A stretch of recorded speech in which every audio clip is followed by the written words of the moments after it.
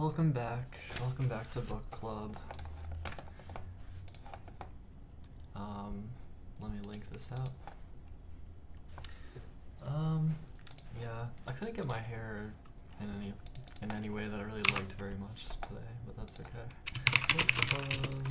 Continuing Chamber of Secrets.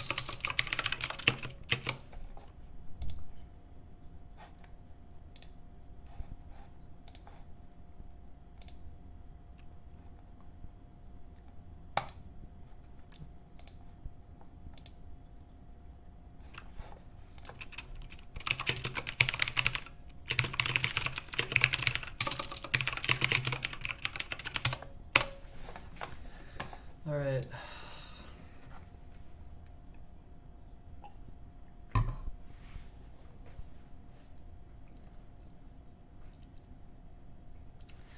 Alright. I guess I look okay. Oh, let me get the chat visible. Yeah, okay. Alright. Welcome back, everyone, to Narcissa Book Club. I didn't get a haircut. I mean, I have this tied back, and then I don't know. That's okay. I was feeling pretty decent out today, but I was singing and walking and not feeling like I had to be invisible or anything. But you know, today is another day,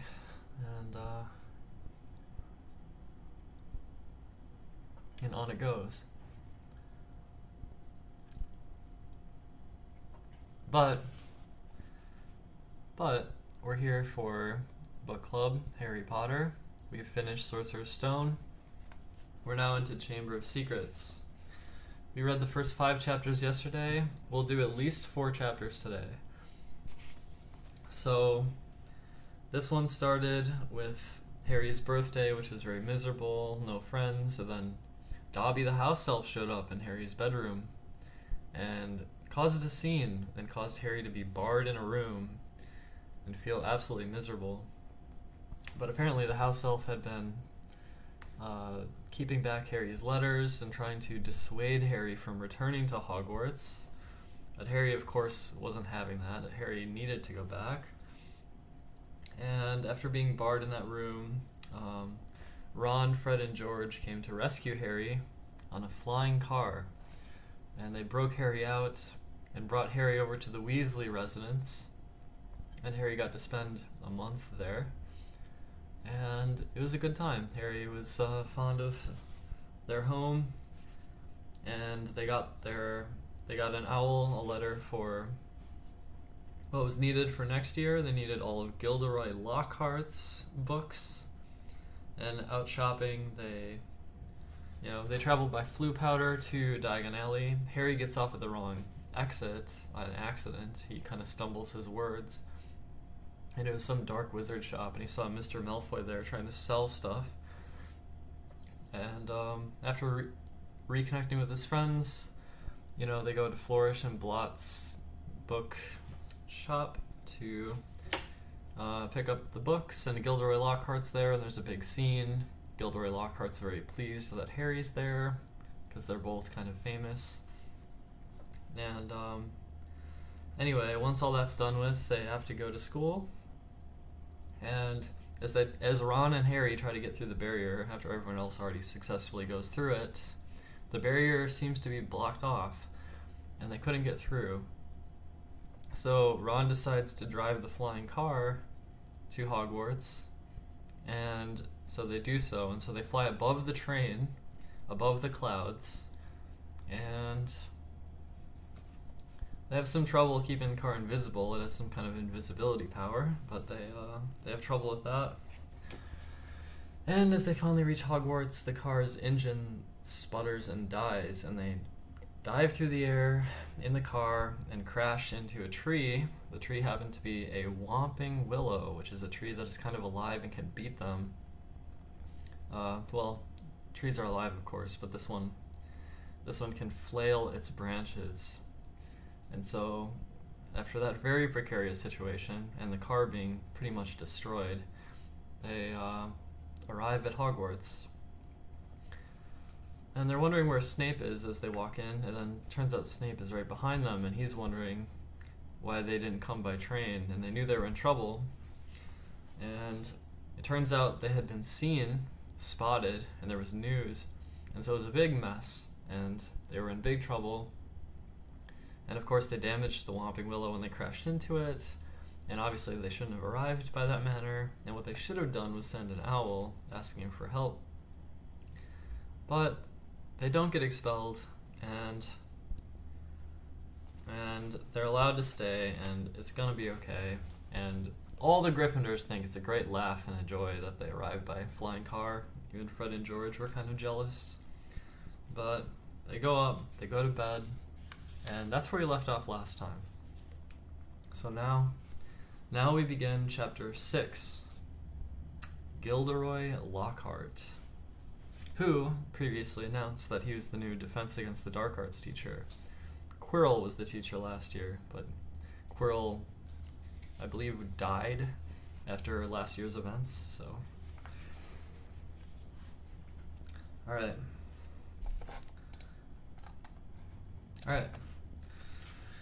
Chapter 6, Gilderoy Lockhart. The next day, however, Harry barely grinned once. Things started to go downhill from breakfast in the Great Hall. The 4 long house tables were laden with tureens of porridge, plates of kippers, mountains of toast, and dishes of eggs and bacon, beneath the enchanted ceiling, today a dull, cloudy gray. Harry and Ron sat down at the Gryffindor table next to Hermione, who had her copy of Voyages with Vampires propped open against a milk jug. There was a slight stiffness in the way she said, "Morning," which told Harry that she was still disapproving of the way they had arrived. Neville Longbottom, on the other hand, greeted them cheerfully. Neville was a round-faced and accident-prone boy with the worst memory of anyone Harry had ever met. "Mail's due any minute. I think Gran's setting a few things I forgot."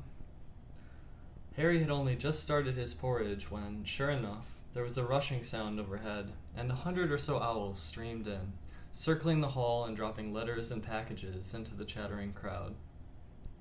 A big, lumpy package bounced off Neville's head, and, a second later, something large and gray fell into Hermione's jug, spraying them all with milk and feathers. "Errol," said Ron, pulling the bedraggled owl out by the feet. Errol slumped, unconscious, onto the table, his legs in the air, and a damp red envelope in his beak. "Oh no," Ron gasped. "It's all right, he's still alive," said Hermione, prodding Errol gently with the tip of her finger. "It's not that, it's that." Ron was pointing at the red envelope. It looked quite ordinary to Harry, but Ron and Neville were both looking at it as though they expected it to explode. "What's the matter?" said Harry.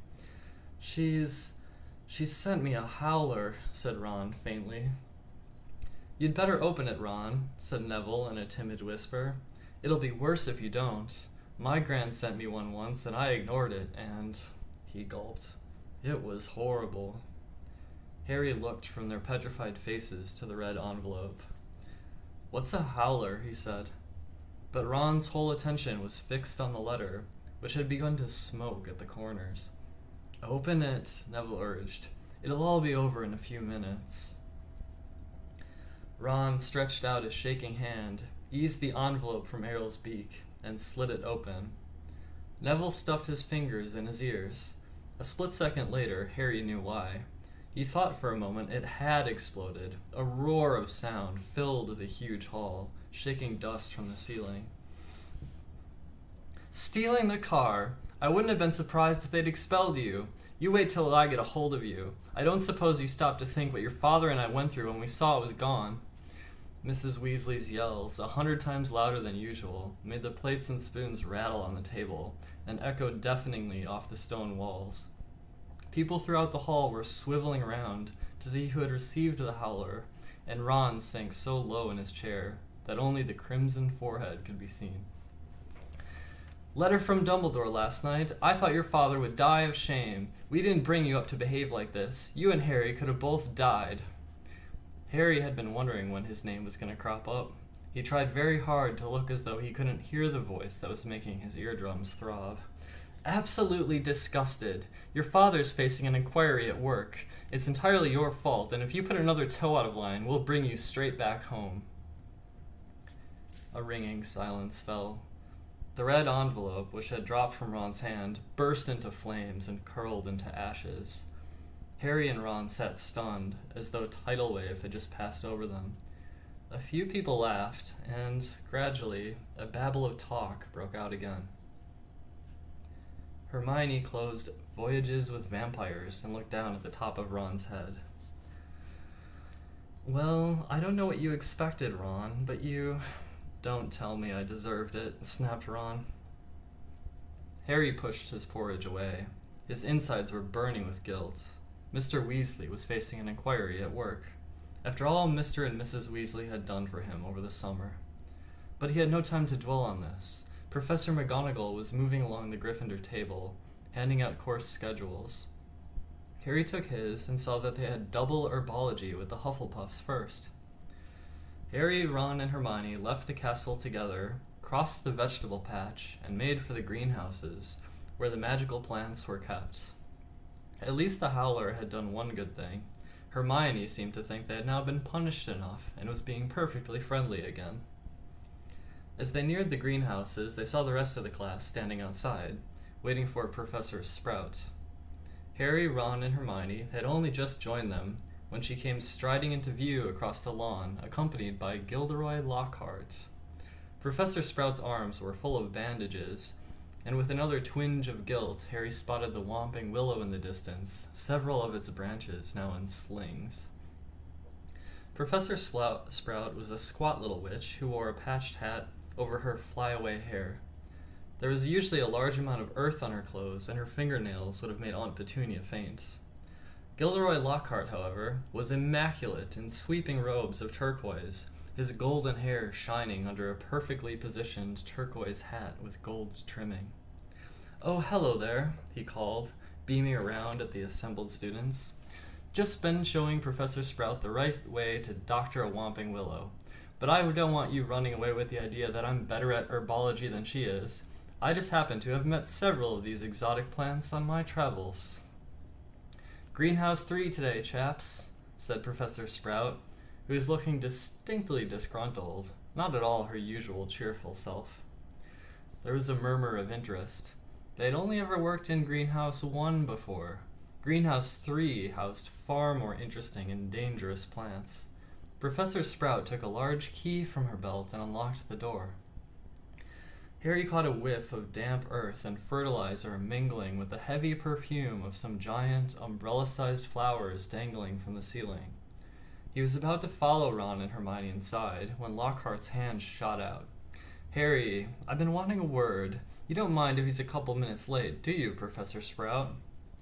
Judging by Professor Sprout's scowl, she did mind, but Lockhart said, "That's the ticket," and closed the greenhouse door in her face.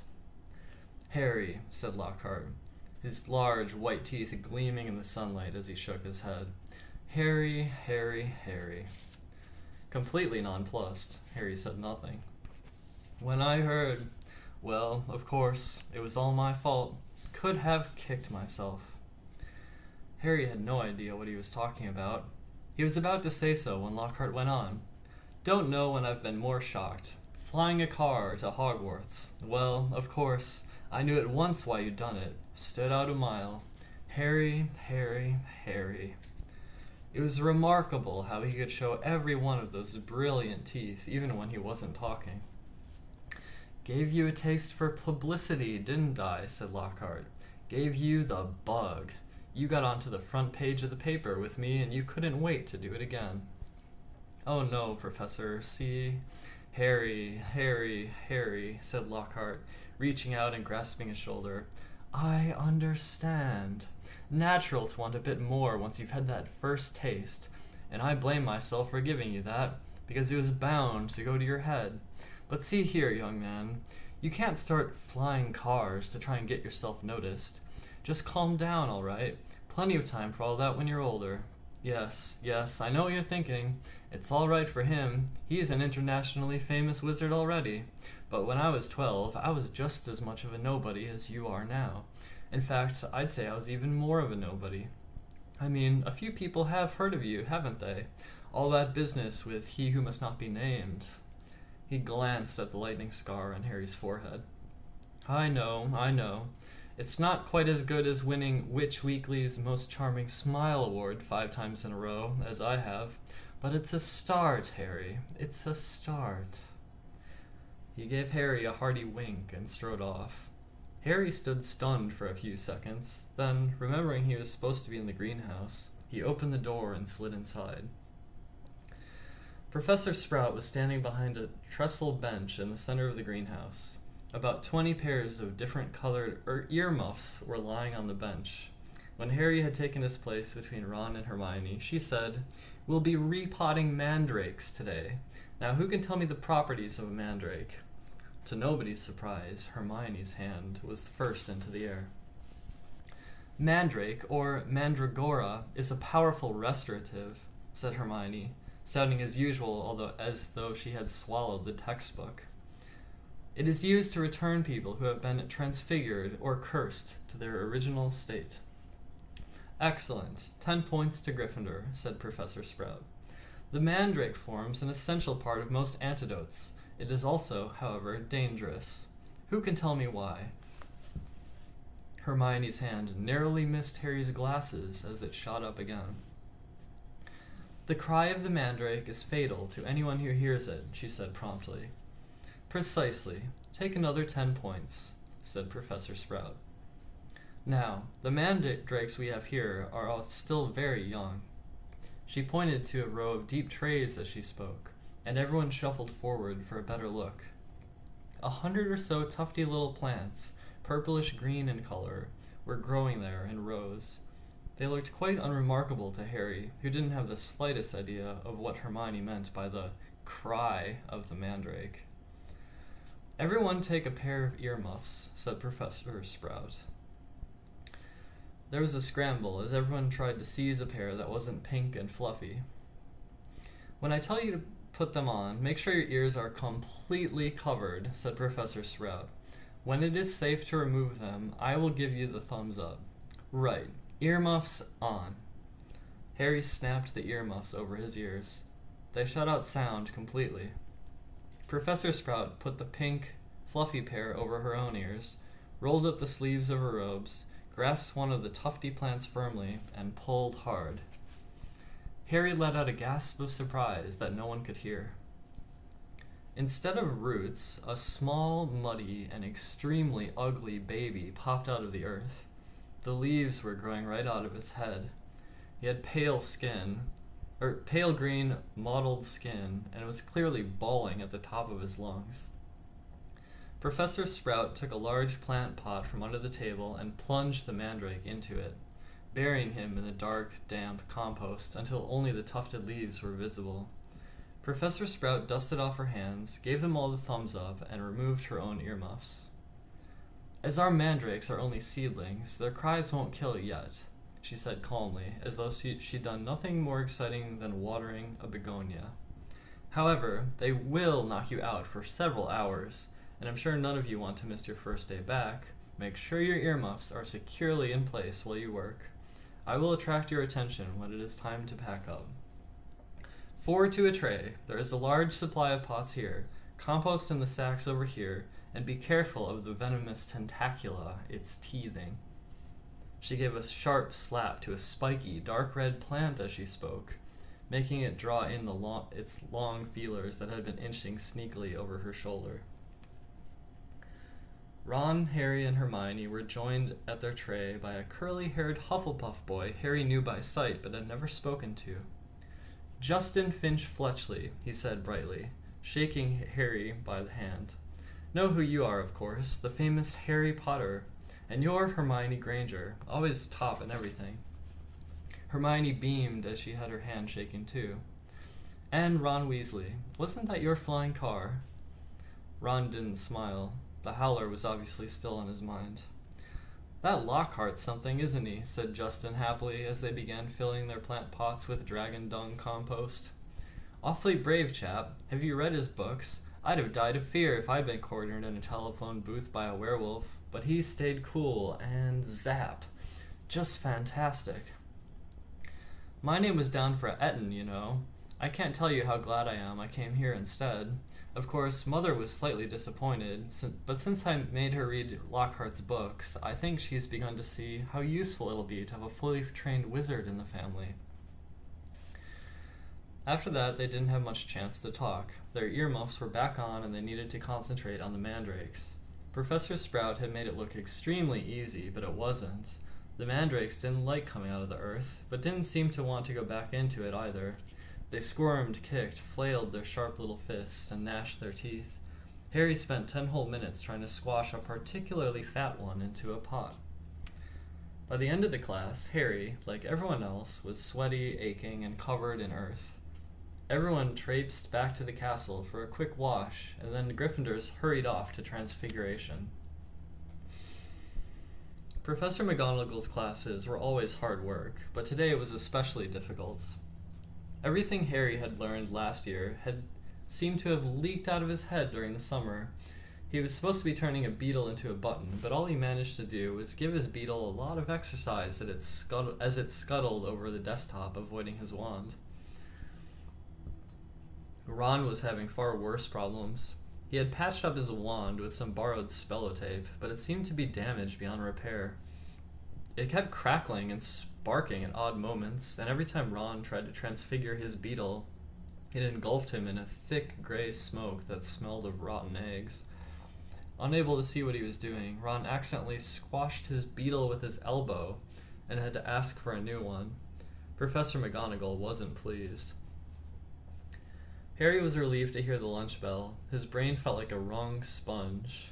Everyone filed out of the classroom except him and Ron, who were whacking his wand furiously on the desk. "Stupid, useless thing. Write home for another one," Harry suggested as the wand let off a volley of bangs like a firecracker. "Oh yeah, and get another Howler back," said Ron, stuffing the now hissing wand into his bag. "It's your own fault your wand got snapped." They went down to lunch, where Ron's mood was not improved by Hermione showing them the handful of perfect coat buttons she had produced in Transfiguration. "What if we got this afternoon?" said Harry, hastily changing the subject. "Defense against the dark arts," said Hermione at once. "Why," demanded Ron, seizing her schedule, "have you outlined all Lockhart's lessons in little hearts?" Hermione snatched the schedule back, blushing furiously. They had finished lunch and went outside into the overcast courtyard. Hermione sat down on a stone step and buried her nose in Voyages with Vampires again. Harry and Ron stood talking about Quidditch for several minutes before Harry became aware that he was being closely watched. Looking up, he saw the very small, mousy-haired boy he'd seen trying on the sorting hat last night staring at Harry as though transfixed. He was clutching what looked like an ordinary Muggle camera, and the moment Harry looked at him, he went bright red. "All right, Harry, I'm Colin Creevy," he said, breathlessly, taking a tentative step forward. "I'm in Gryffindor too. Would it be all right if... Can I have a picture?" he said, raising the camera hopefully. "A picture?" said Harry, blankly. "So I can prove I've met you," said Colin Creevy eagerly, egging further forward. "I know all about you. Everyone's told me. About how you survived when you-know-who tried to kill you, and how he disappeared and everything, and how you've still got a lightning scar on your forehead." His eyes raked Harry's hairline. "And a boy in my dormitory said if I develop the film and the right potion, the pictures'll move." Colin drew a great shuddering breath of excitement and said, "It's amazing here, isn't it? I never knew all the odd stuff I could do with magic till I got the letter from Hogwarts. My dad's a milkman. He couldn't believe it either. So I'm taking loads of pictures to send home to him, and it'll be really good if I had one of you." He looked imploringly at Harry. "Maybe your friend could take it, and I could stand next to you, and then, could you sign it?" "Signed photos? You're giving out signed photos, Potter."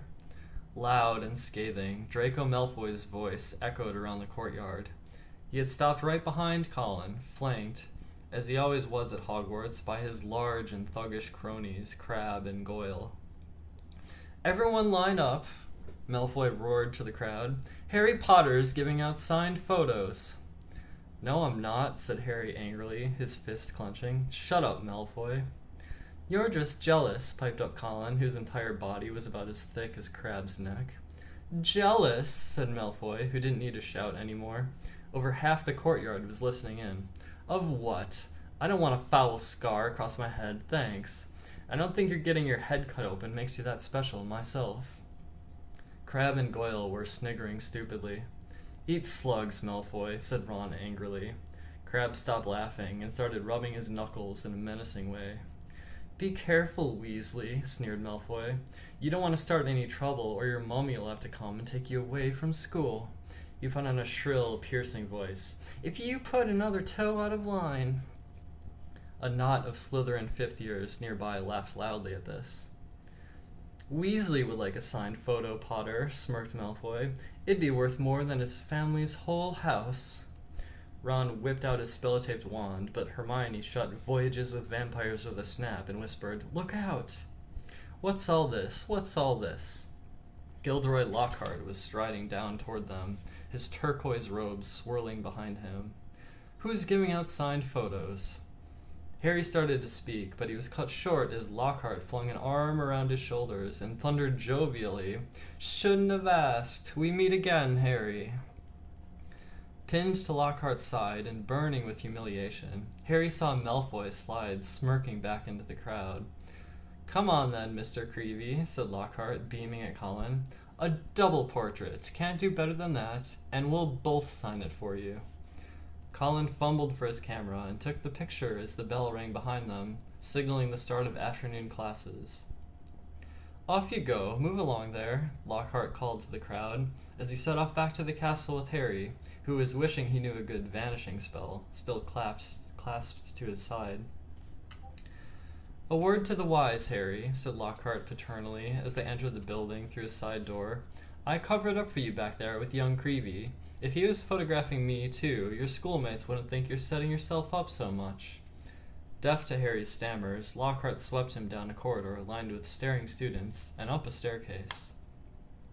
"Let me just say that handing out signed pictures at this stage of your career isn't sensible.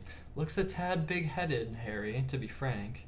There may well come a time when, like me, you'll need to keep a stack handy wherever you go, but," he gave a little chortle, "I don't think you're quite there yet." They had reached Lockhart's classroom, and he let Harry go at last. Harry yanked his robe straight and headed for a seat at the very back of the class, where he busied himself with piling all 7 of Lockhart's books in front of him so that he could avoid looking at the real thing. The rest of the class came clattering in, and Ron and Hermione sat down on either side of Harry. "You could have fried an egg on your face," said Ron. "You better hope Creevy doesn't mean Ginny, or they'll be starting a Harry Potter fan club." "Shut up," snapped Harry. The last thing he needed was for Lockhart to hear the phrase Harry Potter fan club. When the whole class was seated, Lockhart cleared his throat loudly, and silence fell. He reached forward, picking up Neville Longbottom's copy of Travels with Trolls, and held it up to show his own winking portrait at the front. "Me," he said, pointing at it and winking as well. "Gilderoy Lockhart, Order of Merlin, 3rd class, honorary member of the Dark Force Defense League, and 5-time winner of Witch Weekly's Most Charming Smile Award. But I don't talk about that. I didn't get rid of the Bandon Banshee by smiling at her." He waited for them to laugh. A few people smiled weakly. "I see you've all bought a complete set of my books. Well done. I thought we'd start today with a little quiz. Nothing to worry about, just to check on how well you've read them, how much you've taken in." When he had handed out the test papers, he returned to the front of the class and said, "You have 30 minutes. Start now." Harry looked down at the paper and read, 1. What is Gilderoy Lockhart's favorite color? 2. What is Gilderoy Lockhart's secret ambition? 3. What, in your opinion, is Gilderoy Lockhart's greatest achievement to date? On and on it went, over 3 sides of paper, right down to 54. When is Gilderoy Lockhart's birthday, and what would his ideal gift be?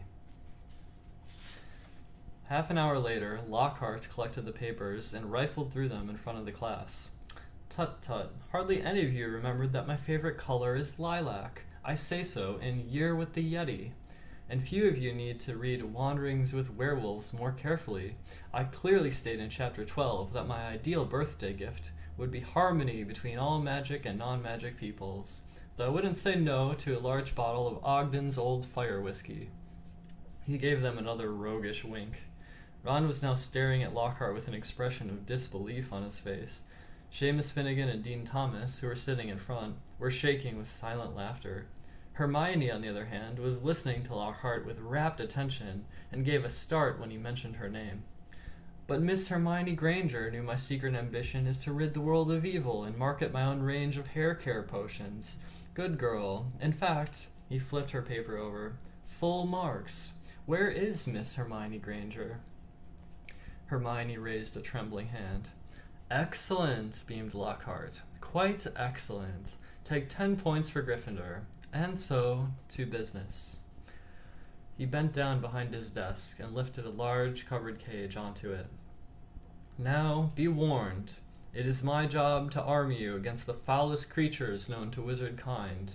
You may find yourselves facing your worst fears in this room. Know only that no harm can befall you whilst I am here. All I ask is that you remain calm. In spite of himself, Harry leaned around his pile of books for a better look at the cage. Lockhart placed a hand on the cover. Dean and Seamus had stopped laughing now.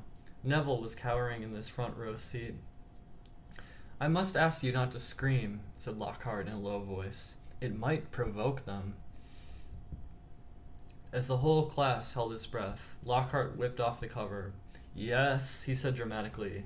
Freshly caught Cornish pixies. Seamus Finnegan couldn't control himself. He let out a snort of laughter that even Lockhart couldn't mistake for a scream of terror. Yes, he smiled at Seamus. Well, they're not very dangerous, are they? Seamus choked. Don't be so sure, said Lockhart, wagging a finger annoyingly at Seamus.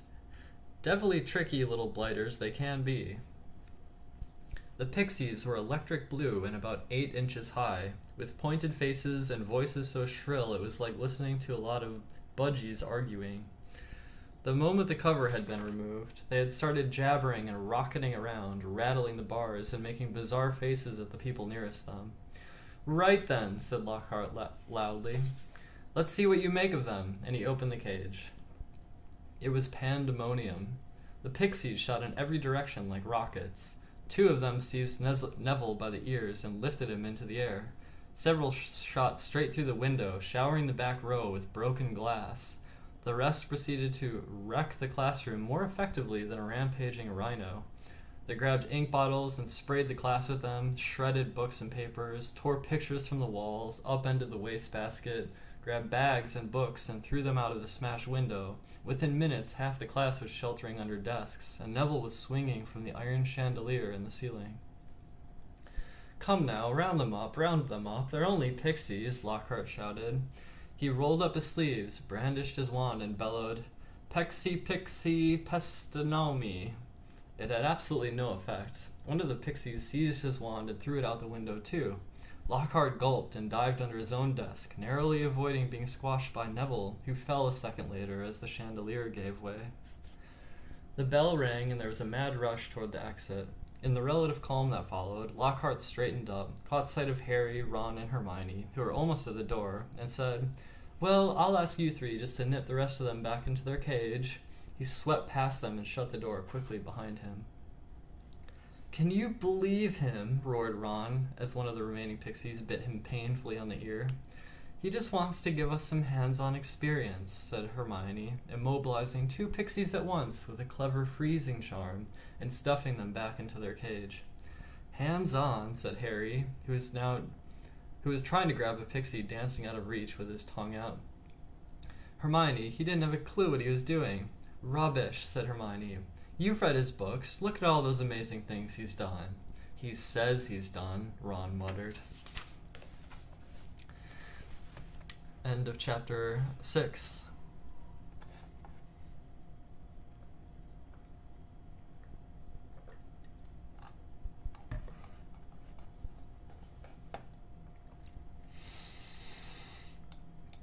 If I was a student at Hogwarts, what would be my favorite subject?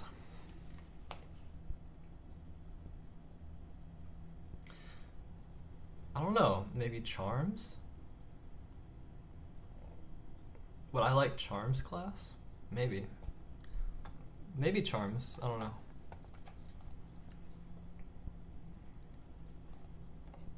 Yeah, no problem. I'm happy to read it, and I hope other people find joy from it. Yeah, these first books are like the really childish ones, and it does keep a similar tone throughout the whole thing, but as the books get further in, it's sort of like the students are growing up, and it feels like the story's kind of growing up a bit as well as we get further. Anyway, let's start chapter 7 here. So, chapter 7, Mudbloods and Murmurs.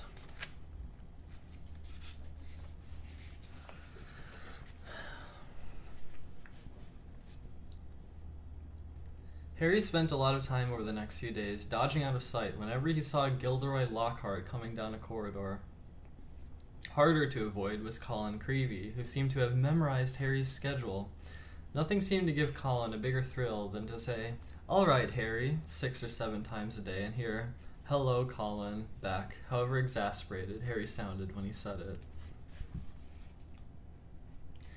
Hedwig was still angry with Harry about the disastrous car journey, and Ron's wand was still malfunctioning, surpassing itself on Friday morning by shooting out of Ron's hand in charms and hitting tiny old Professor Flitwick squarely between the eyes, creating a large, throbbing green boil where it had struck. So with one thing and another, Harry was quite glad to reach the weekend. He, Ron, and Hermione were planning to visit Hagrid on Saturday morning. Harry, however, was shaken awake several hours earlier than he would have liked by Oliver Wood, captain of the Gryffindor Quidditch team. "What's the matter?" said Harry groggily. "Quidditch practice," said Wood. "Come on." Harry squinted out the window. There was a thin mist hanging across a pink and gold sky. Now that he was awake, he couldn't understand how he could have slept through the racket the birds were making. "Oliver," Harry croaked, "it's the crack of dawn." "Exactly," said Wood. He was a tall and burly 6th year, and at the moment his eyes were gleaming with crazed enthusiasm. "It's part of our new training program. Come on, grab your broom and let's go," said Wood heartily. "None of the other teams have started training yet. We're going to be first off the mark this year." Yawning and shivering slightly, Harry climbed out of bed and tried to find his Quidditch robes. "Good man," said Wood. "Meet you at the field in 15 minutes." When he'd found his scarlet team robes and pulled on his cloak for warmth, Harry scribbled a note to Ron explaining where he'd gone and went down the spiral staircase to the common room, his Nimbus 2000 on his shoulder. He had just reached the portrait hole when there was another clatter behind him, and Colin Creevy came dashing down the spiral staircase, his camera swinging madly around his neck, and something clutched in his hand. "I heard someone saying your name on the stairs, Harry. Look what I've got here. I had it developed. I wanted to show you." Harry looked bemusedly at the photograph Colin was brandishing under his nose. A moving black and white Lockhart was tugging hard on an arm Harry recognized as his own. He was pleased to see that his photographic self was putting up a good fight and refusing to be dragged into view. As Harry watched, Lockhart gave up and slumped, panting, against the white edge of the picture. "Will you sign it?" said Colin eagerly. "No," said Harry flatly, glancing around to check that the room really was deserted. "Sorry, Colin, I'm in a hurry. Quidditch practice." He climbed down through the portrait hole. "Oh wow, wait for me. I've never watched a Quidditch game before." Colin scrambled through the hole after him. "It'll be really boring," said Harry quickly, but Colin ignored him, his face shining with excitement. "You were the youngest house player in 100 years, weren't you, Harry, weren't you?" said Colin, trotting alongside him. "You must be brilliant. I've never flown. Is it easy? Is that your own broom? Is that the best one there is?" Harry didn't know how to get rid of him. It was like having an extremely talkative shadow. "I don't really understand Quidditch," said Colin breathlessly. "Is it true there are 4 balls, and 2 of them fly around trying to knock people off their brooms?" "Yes," said Harry heavily, resigned to explaining the complicated rules of Quidditch. "They're called bludgers. There are 2 beaters on each team who carry clubs to beat the bludgers away from their side. Fred and George Weasley are the Gryffindor beaters." "And what are the other balls for?" Colin asked, tripping down a couple of steps because he was gazing open-mouthed at Harry. "Well, the quaffle, that's the biggest red one, is the one that scores goals. 3 chasers on each team throw the quaffle to each other and try to get it through the goalposts at the end of the pitch. There are 3 long poles with hoops on the end. And the 4th ball is the golden snitch," said Harry. "And it's very small, very fast, and difficult to catch. But that's what Seekers got to do, because a game of Quidditch doesn't end until the snitch has been caught. And whichever team Seeker gets the snitch earns his team an extra 150 points. "And you're the Gryffindor Seeker, aren't you?" said Colin in awe. "Yes," said Harry.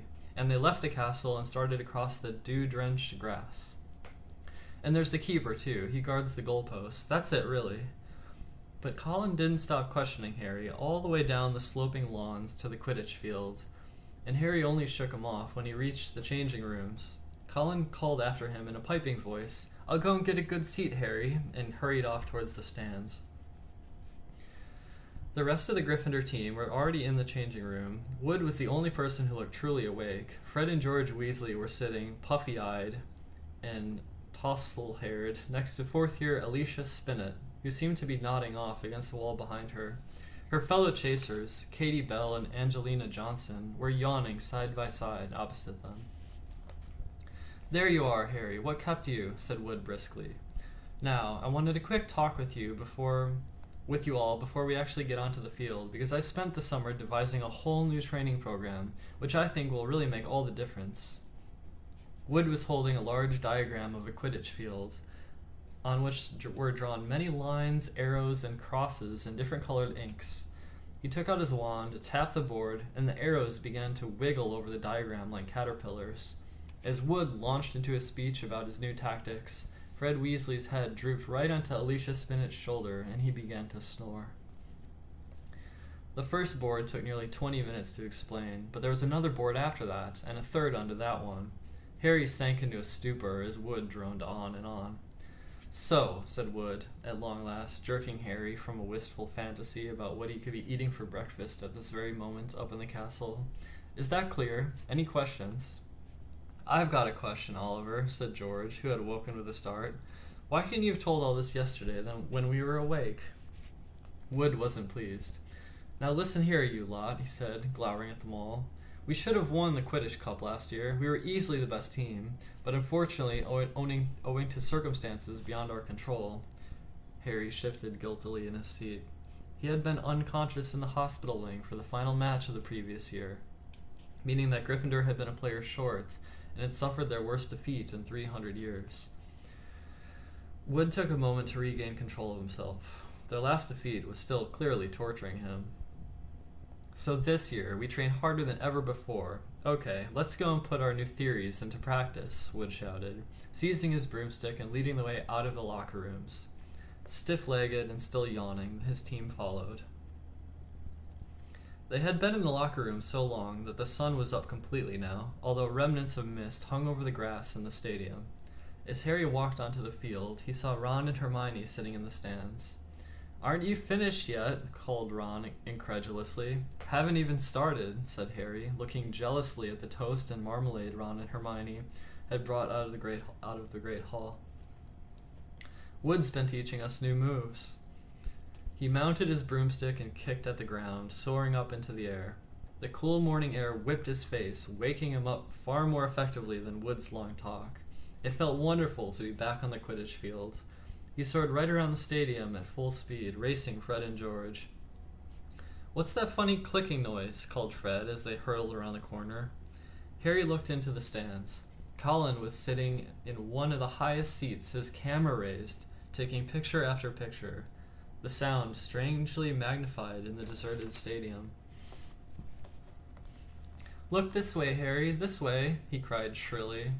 "Who's that?" said Fred. "No idea," Harry lied, putting on a spurt of speed that took him as far away as possible from Colin.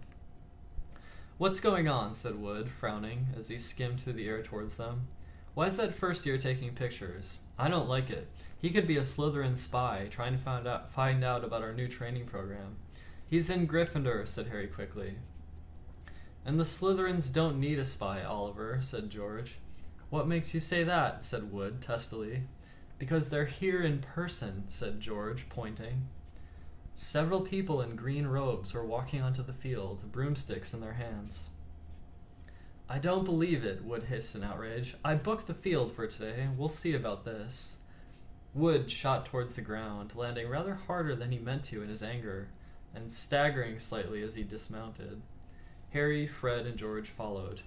"Flint," Wood bellowed at the Slytherin captain. "This is our practice time. We got up specially. You can clear off now." Marcus Flint was even larger than Wood. He had a look of trollish cunning on his face as he replied, "Plenty of room for all of us, Wood." Angelina, Alicia, and Katie had come over too. There were no girls on the Slytherin team, who stood shoulder to shoulder, facing the Gryffindors, leering to a man. "But I booked the field," said Wood, positively spitting with rage. "I booked it." "Ah," said Flint, "but I've got a specially signed note here from Professor Snape. I, Professor S. Snape, give the Slytherin team permission to practice today on the Quidditch field, owing to the need to train their new seeker." "You've got a new seeker," said Wood, distracted. "Where?" And from behind the 6 large figures before them came a 7th, smaller boy, smirking all over his pale, pointed face. It was Draco Malfoy. "Aren't you Lucius Malfoy's son?" said Fred, looking at Malfoy with dislike. "Funny you should mention Draco's father," said Flint, as the whole Slytherin team smiled still more broadly. "Let me show you the generous gift he's made to the Slytherin team." All 7 of them held out their broomsticks. 7 highly polished, brand new handles, and 7 sets of fine gold lettering spelling the words Nimbus 2001 gleamed under the Gryffindors' noses in the early morning sun. "Very latest model, only came out last month," said Flint carelessly, flicking a speck of dust from the end of his own. "I believe it outstrips the old 2000 series by a considerable amount. As for the old clean sweeps," he smiled nastily at Fred and George, who were both clutching clean sweep 5s. "Sweeps the board with them." None of the Gryffindor team could think of anything to say for a moment. Malfoy was smirking so broadly his cold eyes were reduced to slits. "Oh look," said Flint, "a field invasion." Ron and Hermione were crossing the grass to see what was going on. "What's happening?" Ron asked Harry. "Why aren't you playing, and what's he doing here?" He was looking at Malfoy, taking in his Slytherin Quidditch robes. "I'm the new Slytherin Seeker, Weasley," said Malfoy smugly. "Everyone's just been admiring the brooms my father bought our team." Ron gaped, open-mouthed, as the 7 superb broomsticks in front of him. "Good, aren't they?" said Malfoy smoothly. "But perhaps the Gryffindor team will be able to raise some gold and get some new brooms too. You could raffle off those clean sweep 5s. I expect a museum would bid for them." The Slytherin team howled with laughter. "At least no one on the Gryffindor team had to buy their way in," said Hermione sharply. "They got in on pure talent." The smug look on Malfoy's face flickered. "No one asked your opinion, you filthy little mudblood," he spat. Harry knew at once that Malfoy had said something really bad, because there was an instant uproar at his words. Flint had to dive in front of Malfoy to stop Fred and George jumping on him. Alicia shrieked, "How dare you!" And Ron plunged his hand into his robes, pulled out his wand, yelling, "You'll pay for that one, Malfoy," and pointed it furiously under Flint's arm at Malfoy's face. A loud bang echoed around the stadium, and a jet of green light shot out the wrong end of Ron's wand, hitting him in the stomach and sending him reeling backward onto the grass. Ron, are you all right?" squealed Hermione. Ron opened his mouth to speak, but no words came out.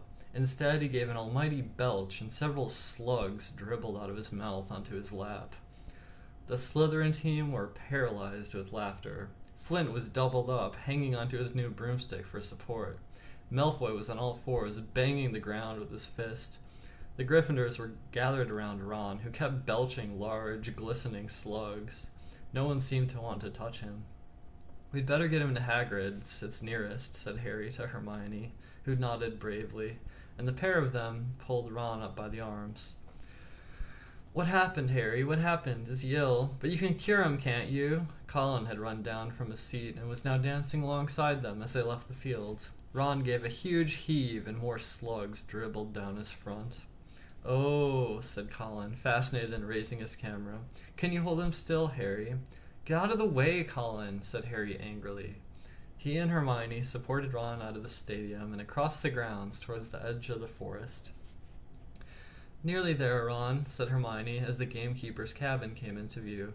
"You'll be all right in a minute. Almost there." They were within 20 feet of Hagrid's house when the front door opened, but it wasn't Hagrid who emerged. Gilderoy Lockhart, wearing robes of palest mauve today, came striding out. "Quick, behind here," Harry hissed, dragging Ron behind a nearby bush. Hermione followed, somewhat reluctantly. "It's a simple matter if you know what you're doing," Lockhart was saying loudly to Hagrid. "If you need help, you know where I am. I'll let you have a copy of my book. I'm surprised you haven't already got one. I'll sign one tonight and send it over. Well, goodbye." And he strode away toward the castle. Harry waited until Lockhart was out of sight, then pulled Ron out of the bush and up to Hagrid's front door. They knocked urgently. Hagrid appeared at once, looking very grumpy, but his expression brightened when they saw who it was. "Been wondering when you'd come round to see me. Come on, come in. Thought you might have been Professor Lockhart back again." Harry and Hermione supported Ron over the threshold into the one-roomed cabin, which had an enormous bed in one corner, a fire cracking merrily in the other. Hagrid didn't seem perturbed by Ron's slug problem, which Harry hastily explained as he lowered Ron into a chair. "Better out than in," he said cheerfully, plucking a large copper basin in front of him. "Get 'em all up, Ron." "I don't think there's anything to do except wait for it to stop," said Hermione anxiously, watching Ron bend over the basin. "That's a difficult curse to work at the best of times, but with a broken wand." Hagrid was bustling around making them tea. His boarhound Fang was slobbering over Harry. "What did Lockhart want with you, Hagrid?" Harry asked, scratching Fang's ears. "Giving me advice on getting kelpies out of a well," growled Hagrid, moving a half-plucked rooster off his scrubbed table and setting down the teapot. "Like I don't know, and banging on about some banshee he banished. If one word of it was true, I'll eat my kettle." It was most unlike Hagrid to criticize a Hogwarts teacher, and Harry looked at him in surprise. Hermione, however, said in a voice somewhat higher than usual, "I think you're being a bit unfair. Professor Dumbledore obviously thought he was the best man for the job." "He was the only man for the job," said Hagrid, offering them a plate of treacle toffee, while Ron coughed squelchily into his basin. "And I mean the only one. Getting very difficult to find anyone for the Dark Arts job. People aren't too keen to take it on, see? They're starting to think it's jinxed. No one's lasted long for a while now. So tell me," said Hagrid, jerking his head at Ron. "Who is he trying to curse?" "Malfoy called Hermione something. It must have been really bad, because everyone went wild."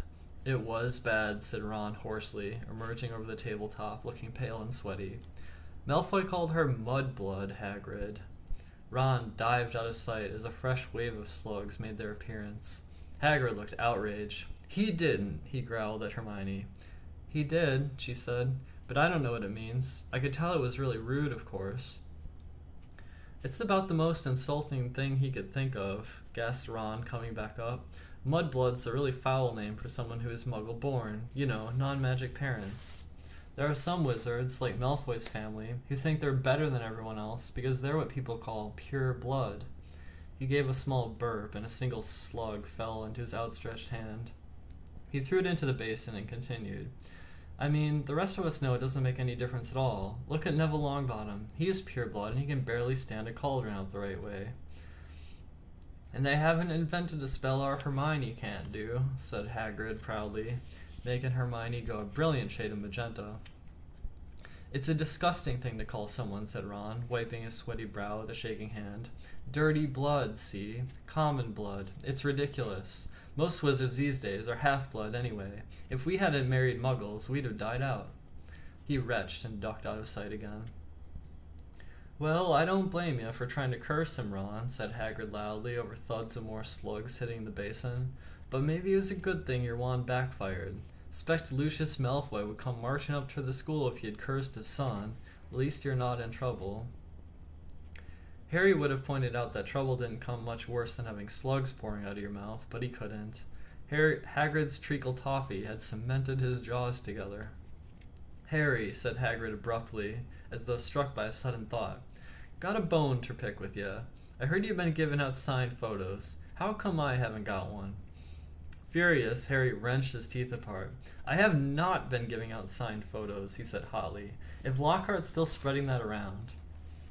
But then he saw that Hagrid was laughing. I'm only joking, he said, patting Harry genially on the back and sending him face first into the table. I knew you hadn't, really. I told Lockhart you didn't need to. You're more famous than him without trying. Bet he didn't like that, said Harry, sitting up and rubbing his chin.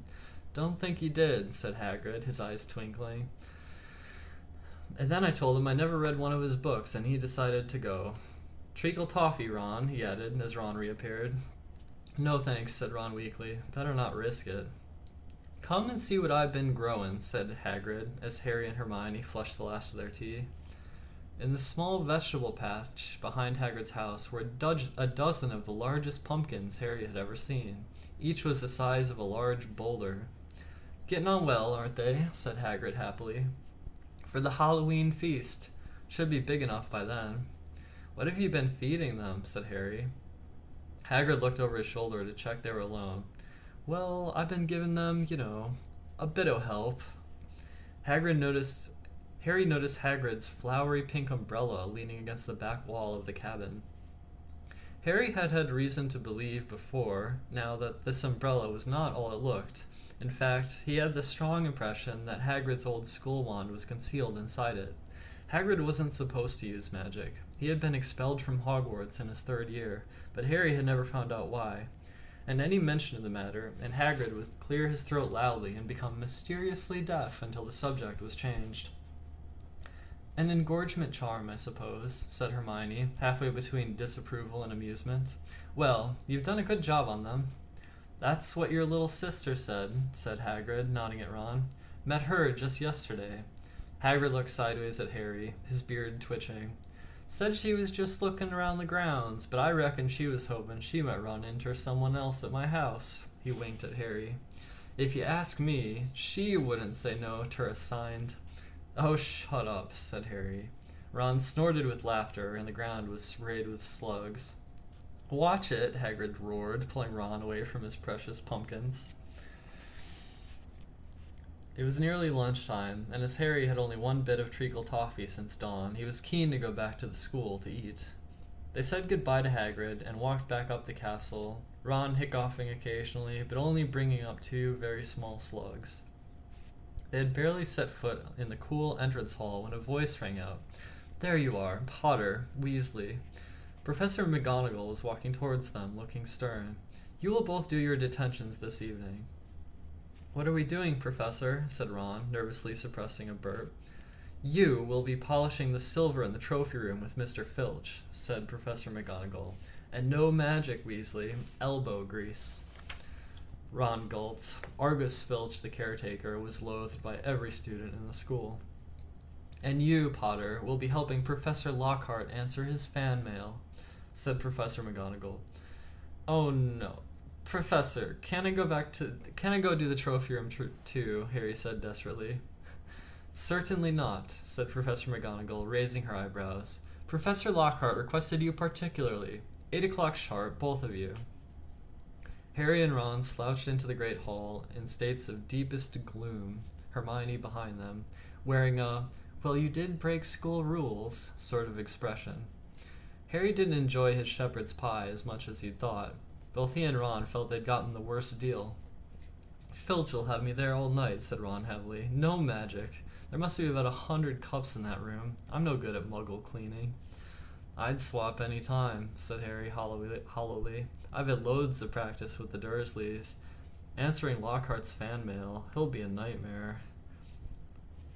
Saturday afternoon seemed to melt away, and in what seemed like no time, it was 5 minutes to 8, and Harry was dragging his feet along the second-floor corridor to Lockhart's office. He gritted his teeth and knocked. The door flew open at once. Lockhart beamed down at him. Ah, here's the scalawag, he said. Come in, Harry, come in. Shining brightly on the walls by the light of many candles were countless framed photographs of Lockhart. He had even signed a few of them. Another large pile lay on his desk. You can address the envelopes, Lockhart told Harry, as though this was a huge treat. This first one's to Gladys Gudgeon, bless her, huge fan of mine. The minutes snailed by. Harry let Lockhart's voice wash over him, occasionally saying, and right, and yeah. Now and then he caught a phrase like, fame's a fickle friend, Harry, or celebrity is as celebrity does. Remember that. The candles burned lower and lower, making the light dance over the many moving faces of Lockhart watching him. Harry moved his aching hand over what felt like the 1,000th envelope, writing out Veronica Smethly's address. It must be nearly time to leave, Harry thought miserably. Please let it be nearly time. And then he heard something quite apart from the spinning of the dying candles and Lockhart's prattle about his fans.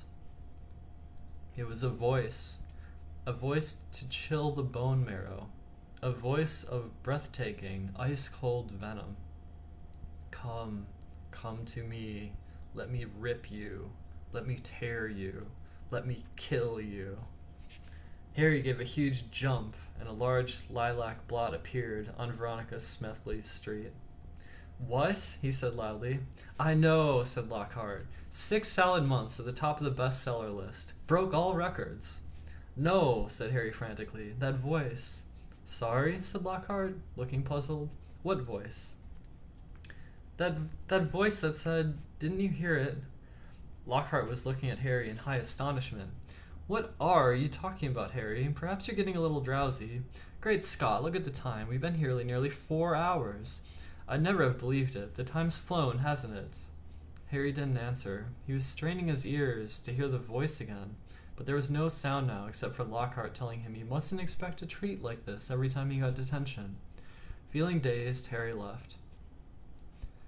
It was so late that the Gryffindor common room was almost empty. Harry went straight up to the dormitory. Ron wasn't back yet. Harry pulled on his pajamas, got into bed, and waited.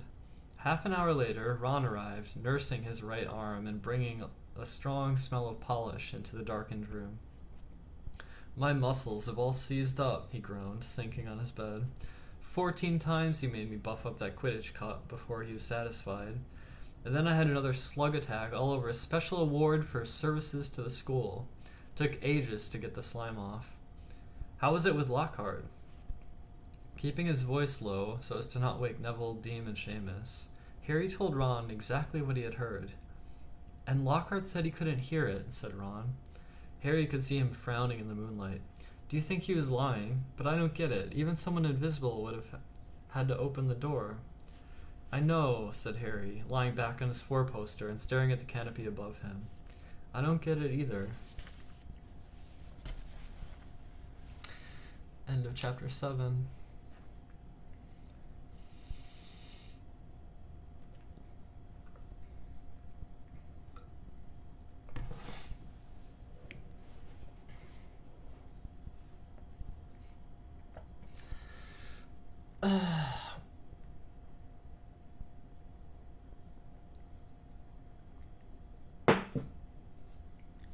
The slugs in the movie. Yeah, I don't know the movies at all, really, so I don't remember anything about them, really.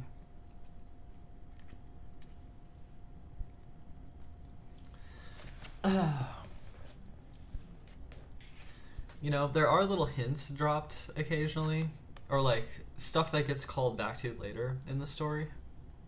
It's kind of cool, if you're already familiar with it, to like, you're kind of going back over it again, and you like, the second time you read it, there's more, like, you already know some stuff that's going on, and so you can see the hints and stuff. That's kind of cool. Anyway, chapter 8 is called The Death Day Party.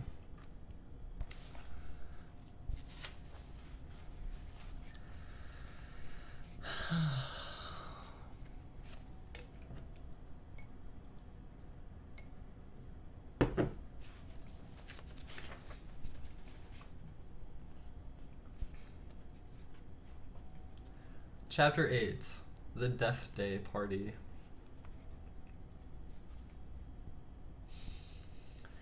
October arrived, spreading a damp chill over the grounds and into the castle. Madame Pomfrey, the nurse, was kept busy by a sudden spate of colds among the staff and students. Her pepper-up potion worked instantly, though it left the drinkers smoking at the ears for several hours afterwards. Ginny Weasley, who had been looking pale, was bullied into taking some by Percy. The steam pouring from under her vivid hair gave the impression that her whole head was on fire. Raindrops the size of bullets thundered on the castle windows for days on end. The lake rose. The flower beds turned into muddy streams, and Hagrid's pumpkins swelled to the size of garden sheds. Oliver Wood's enthusiasm for regular training sessions, however, was not dampened, which is why Harry was to be found late one stormy Saturday afternoon, a few days before Halloween, returning to Gryffindor Tower, drenched to the skin and splattered with mud. Even aside from the rain and wind, it hadn't been a happy practice session. Fred and George, who had been spying on the Slytherin team, had seen for themselves the speed of those new Nimbus 2001s. They reported that the Slytherin team was no more than 7 greenish blurs, shooting through the air like missiles. As Harry squelched along the deserted corridor, he came across somebody who looked just as preoccupied as he was. Nearly Headless Nick, the ghost of Gryffindor Tower, was staring morosely out of a window, muttering under his breath, "Don't fulfill their requirements. Half an inch, if that." "Hello, Nick," said Harry. "Hello, hello," said Nearly Headless Nick, starting and looking around. He wore a dashing, plumed hat on his long curly hair, and a tunic with a ruff, which concealed the fact that his neck was almost completely severed. He was pale as smoke, and Harry could see right through him to the dark sky and torrential rain outside. "You look troubled, young Potter," said Nick, folding a transparent letter as he spoke and tucking it inside his doublet. "So do you," said Harry. "Ah," Nearly Headless Nick waved an elegant hand. "A matter of no importance. It's not as though I really wanted to join. Thought I'd apply, but apparently I don't fulfill requirements." In spite of his airy tone, there was a look of great bitterness on his face. "But you would think, wouldn't you," he erupted suddenly, pulling the letter back out of his pocket, "that getting hit 45 times in the neck with a blunt axe would qualify you to join the Headless Hunt?" "Oh, yes," said Harry, who was obviously supposed to agree. "I mean, nobody wishes more than I do that it had all been quick and clean and my head had come off properly. I mean, it would have saved me a great deal of pain and ridicule. However," Nearly Headless Nick shook his letter open and read furiously, "we can only accept huntsmen whose heads have been parted We can only accept huntsmen whose heads have parted company with their bodies. You'll appreciate that it would be impossible otherwise for members to participate in hunt activities, such as horseback, head juggling, and head polo. It is with the deepest regret, therefore, that I must inform you that you do not fulfill our requirements. With the very best wishes, Sir Patrick Delaney Podmore." Fuming, Nearly Headless Nick stuffed the letter away. "Half an inch of skin and sinew holding my neck on, Harry. Most people would think that's good and beheaded, but oh no, it's not enough for Sir Properly Decapitated Podmore." Nearly Headless Nick took several deep breaths, then said, in a far calmer tone, "So, what's bothering you? Anything I can do?" "No," said Harry. "Not unless you know where he can get 7 free Nimbus 2001s for a match against Slyth." The rest of Harry's sentence was drowned out by a high-pitched mewling from somewhere near his ankles. He looked down and found himself gazing into a pair of lamp-like yellow eyes. It was Mrs. Norris, the skeletal grey cat who is used by the caretaker, Argus Filch, as a sort of deputy in his endless battle against students. "You'd better get out of here, Harry," said Nick quickly. "Filch isn't in a good mood. He's got the flu and some third years accidentally plastered frog brains all over the ceiling in Dungeon 5. He's been cleaning all morning, and if he sees you dripping mud all over the place..." "Right," said Harry, backing away from the accusing stare of Mrs. Norris, but not quickly enough. Drawn to the spot by the mysterious power that seemed to connect him and his foul cat, Argus Filch burst suddenly through a tapestry to Harry's right, wheezing and looking wildly around for the rule breaker. There was a thick tartan scarf bound around his head, and his nose was unusually purple. "Filth!" he shouted, his jowls a-quiver, his eyes popping alarmingly as he pointed at the muddy pile that had dripped from Harry's Quidditch robes. "Mess and muck everywhere. I've had enough of it, I tell you. Follow me, Potter." So Harry waved a gloomy goodbye to nearly headless Nick and followed Filch back downstairs, doubling the number of muddy footprints on the floor. Harry had never been inside Filch's office before. It was a place most students avoided. The room was dingy and windowless, lit by a single oil lamp dangling from the low ceiling. A faint smell of fried fish lingered about the place. Wooden filing cabinets stood around the walls. From their labels, Harry could see they contained details of every pupil Filch had ever punished. Fred and George Weasley had an entire drawer to themselves. A highly polished collection of chains and manacles hung on the wall behind Filch's desk. It was common knowledge that he was always begging Dumbledore to let him suspend students by their ankles from the ceiling. Filch grabbed a quill from a pot on his desk and began shuffling around looking for parchment. "Dung," he muttered furiously. "Great sizzling dragon bogies, frog brains, rat intestines. I've had enough of it. Make an example. Where's the form? Yes." He retrieved a large roll of parchment from his desk drawer and stretched it out in front of him, dipping his long black quill into the ink pot. "Name, Harry Potter. Crime..." "It was only a bit of mud," said Harry. "It's only a bit of mud to you, boy, but to me it's an extra hour of scrubbing," shouted Filch, a drip shivering unpleasantly at the end of his bulbous nose.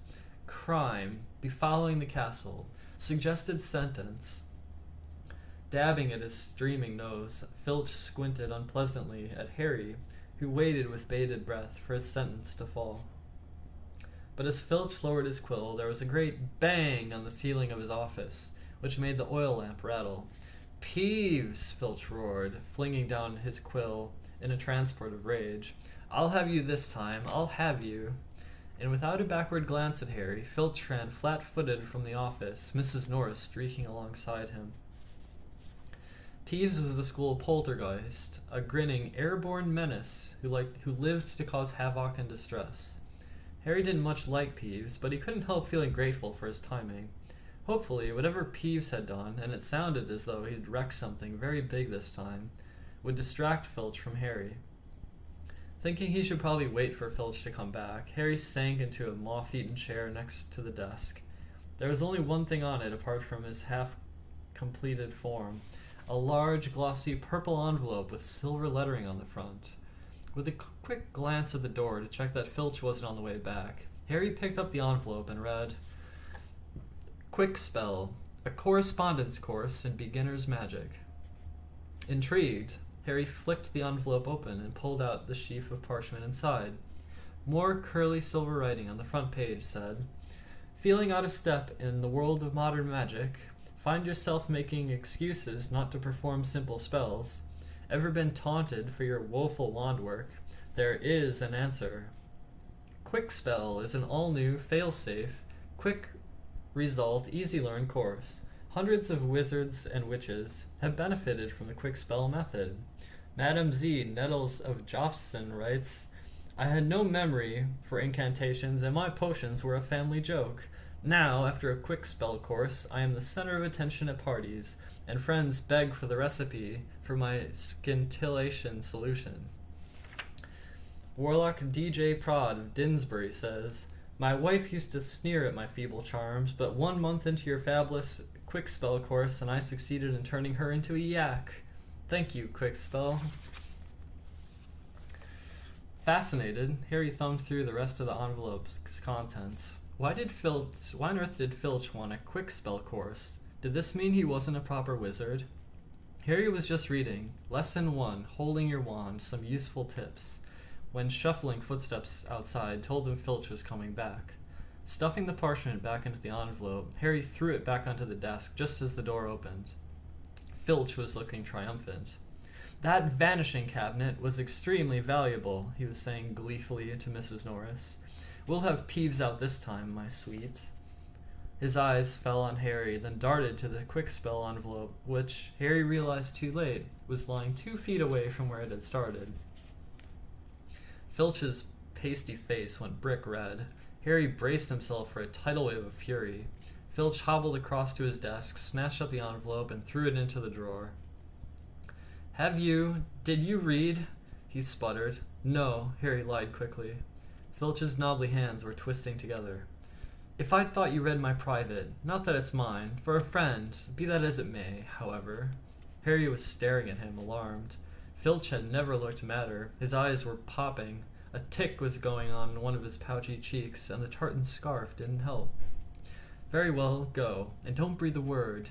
Not that. However, if you didn't read, go now. I have to write up Peeves' report. Go. Amazed at his luck, Harry sped out of the office, up the corridor, and back upstairs. To escape from Filch's office without punishment was probably some kind of school record.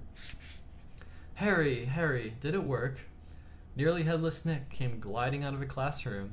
Behind him, Harry could see the wreckage of a large black and gold cabinet that appeared to have been dropped from a great height.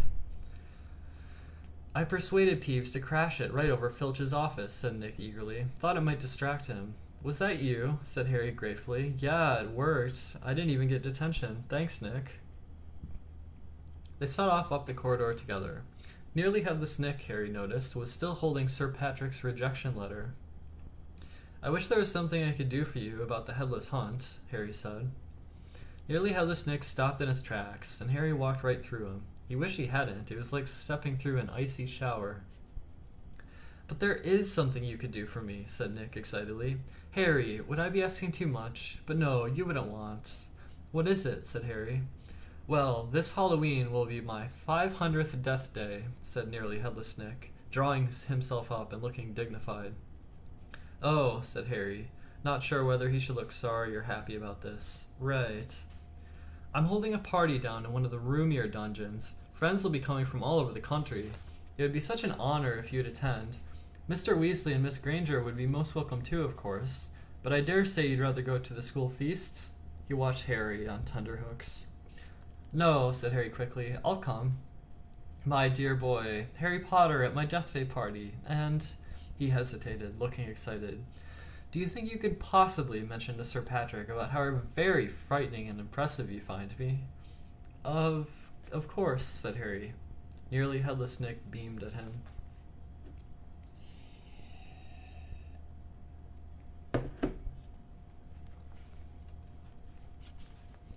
A death day party, said Hermione keenly when Harry had changed at last and joined her and Ron in the common room.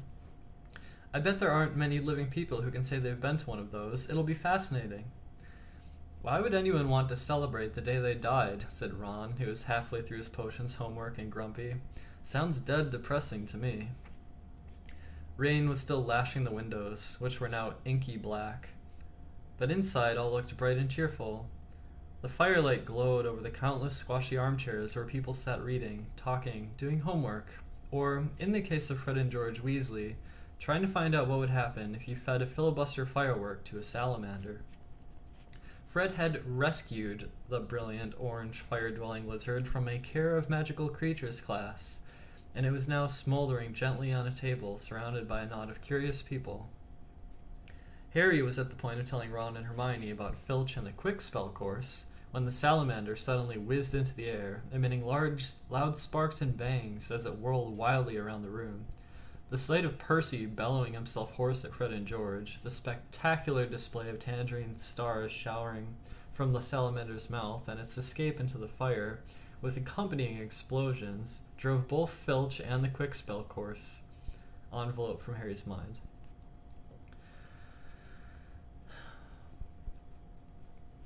By the time Halloween arrived, Harry was regretting his rash promise to go to the Death Day party. The rest of the school was happily anticipating their Halloween feast. The Great Hall had been decorated with the usual live bats. Hagrid's vast pumpkins had been carved into lanterns large enough for 3 men to sit in, and there were rumors that Dumbledore had booked a troupe of dancing skeletons for the entertainment.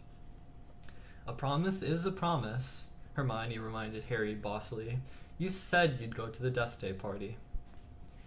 So, at 7 o'clock, Harry, Ron, and Hermione walked straight past the doorway to the packed Great Hall, which was glittering invitingly with gold plates and candles, and directed their steps instead toward the dungeons.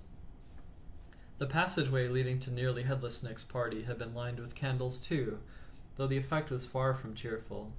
There were long, thin, jet-black tapers, all burning bright blue, casting a dim, ghostly light even over their own living faces. The temperature dropped with every step they took. As Harry shivered and drew his robes tightly around him, he heard what sounded like 1,000 fingernails scraping an enormous blackboard. "Is that supposed to be music?" Ron whispered. They turned a corner and saw Nearly Headless Nick standing in a doorway hung with black velvet drapes. "My dear friends," he said mournfully, "welcome, welcome. So pleased you could come." He swept off his plumed hat and bowed them inside. It was an incredible sight. The dungeon was full of hundreds of pearly white, translucent people, mostly drifting around a crowded dance floor, waltzing to the dreadful, quavering sound of 30 musical saws, played by an orchestra on a raised, black-draped platform. A chandelier overhead blazed midnight blue with 1,000 more black candles. Their breath rose in a mist before them. It was like stepping into a freezer. "Should we have a look around?" Harry suggested, wanting to warm up his feet. "Careful not to walk through anyone," said Ron nervously, and they set off around the edge of the dance floor. They had passed a group of gloomy nuns, a ragged man wearing chains, and the fat friar, a cheerful Hufflepuff ghost who was talking to a knight with an arrow sticking out of his forehead. Harry wasn't surprised to see that the Bloody Baron, a gaunt, staring Slytherin ghost covered in silver bloodstains, was being given a wide berth by the other ghosts. "Oh no," said Hermione, stopping abruptly. Turn back. I don't want to talk to Moaning Myrtle." "Who?" said Harry as they backtracked quickly. "She haunts one of the toilets in the girls' bathroom on the first floor," said Hermione. "She haunts a toilet?" "Yes. It's been out of order all year because she keeps having tantrums and flooding the place. I never went in there anyway if I could avoid it. It's awful trying to have a pee with her wailing on you." "Look, food," said Ron. On the other side of the dungeon was a long table, also covered in black velvet. They approached it eagerly, but next moment had stopped in their tracks, horrified. The smell was quite disgusting. Large, rotten fish were laid on handsome silver platters. Cakes, burned charcoal black, were heaped on salvers. There was a great maggoty haggis, a slab of cheese covered in furry green mold, and, in pride of place, an enormous gray cake in the shape of a tombstone with tar-like icing forming the words, "Sir Nicholas de Mimsy Porpington, died 31st October, 1492. Harry watched, amazed, as a portly ghost approached the table, crouched low, and walked through it, his mouth held wide so that it passed through one of the stinking salmon. "Can you taste it if you walk through it?" Harry asked him. "Almost," said the ghost sadly, and he drifted away. "I expect they've let it rot to give it a stronger flavor," said Hermione knowledgeably, pinching her nose and leaning closer to look at the putrid haggis. "Can we move? I feel sick," said Ron. They had barely turned around, however, when a little man swooped suddenly from under the table and came to a halt in midair before them. "Hello, Peeves," said Harry cautiously. Unlike the ghosts around him, Peeves the poltergeist was the very reverse of pale and transparent. He was wearing an orange party hat, a revolving bow tie, and a broad grin on his wide, wicked face. "Nibbles," he said sweetly, offering them a bowl of peanuts covered in fungus. No thanks, said Hermione. Heard you talking about poor Myrtle, said Peeves, his eyes dancing. Rude you was about poor Myrtle. He took a deep breath and bellowed, Oi, Myrtle! Oh no, Peeves, don't tell her what I said. She'll be really upset, Hermione whispered frantically. I didn't mean it. I don't mind her. Hello, Myrtle. A squat ghost of a girl had glided over. She had the glummest face Harry had ever seen, half hidden behind lank hair and thick, pearly spectacles. What? She said sulkily. How are you, Myrtle? Said Hermione in a falsely bright voice. It's nice to see you out of the toilet. Myrtle sniffed. Miss Granger was just talking about you, said Peeves slyly in Myrtle's ear. Just saying how nice you look tonight, said Hermione, glaring at Peeves. Myrtle eyed Hermione suspiciously. You're making fun of me, she said, silver tears welling rapidly in her small, see-through eyes. No, honestly, didn't I just say how nice Myrtle's looking, said Hermione, nudging Ron and Harry painfully in the ribs. Oh yeah, she did. Don't lie to me, Myrtle gasped, tears now flooding her face while Peeves chuckled happily over her shoulder. Do you think I don't know what people call me behind my back? Fat Myrtle, ugly Myrtle, miserable, moaning, moping Myrtle. You've forgotten Pimply, Peeves hissed in her ear. Moaning Myrtle burst into anguished sobs and fled from the dungeon. Peeves shot after her, pelting her with moldy pellets, yelling, Pimply, Pimply. Oh dear, said Hermione sadly. Nearly Headless Nick now drifted toward them through the crowd. Enjoying yourselves? Oh yes, they lied. Not a bad turnout, said Nearly Headless Nick proudly. The Wailing Widow came all the way from Kent. It's nearly time for my speech. I better go and warn the orchestra. The orchestra, however, stopped playing at that very moment.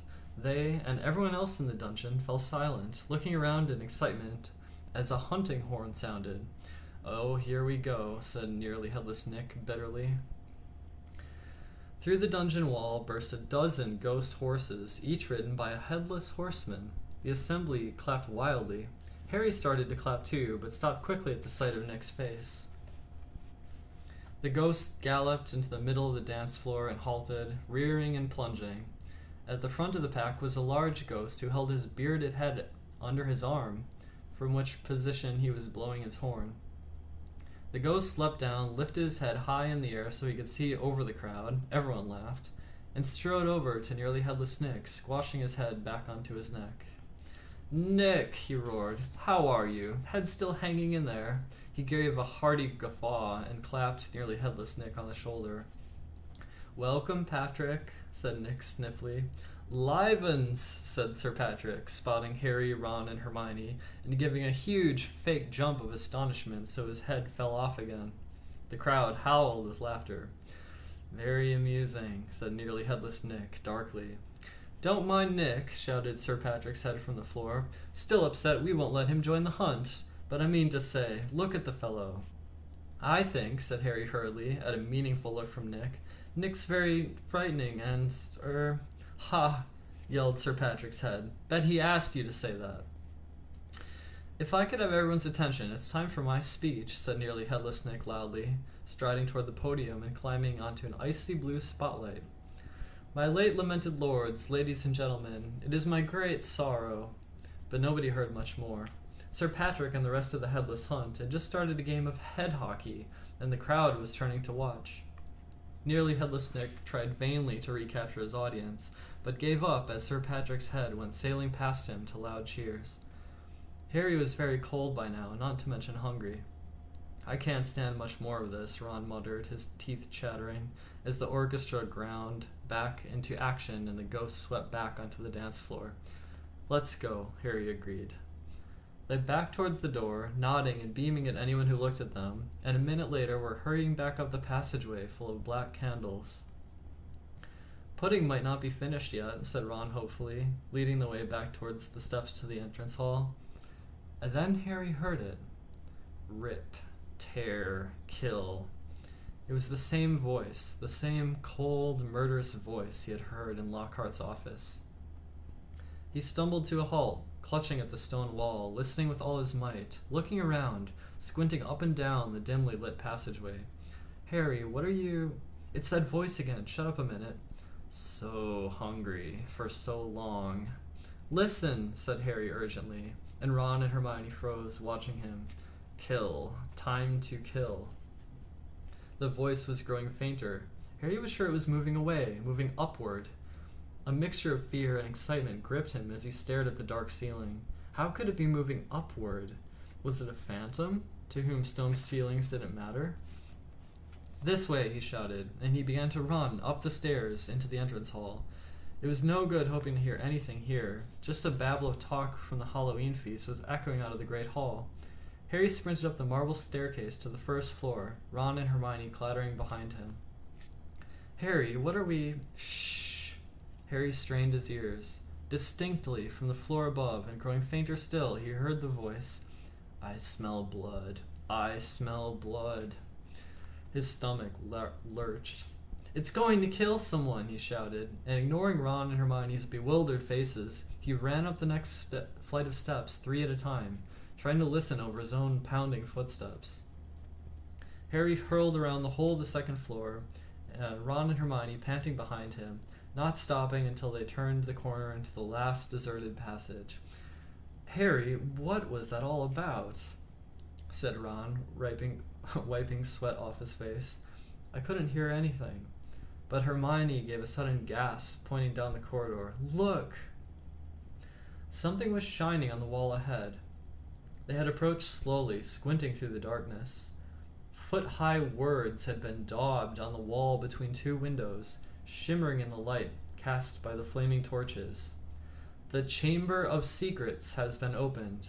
Enemies of the air, beware. Of the hair. Hair. Enemies of the hair, beware. H-E-I-R. Okay.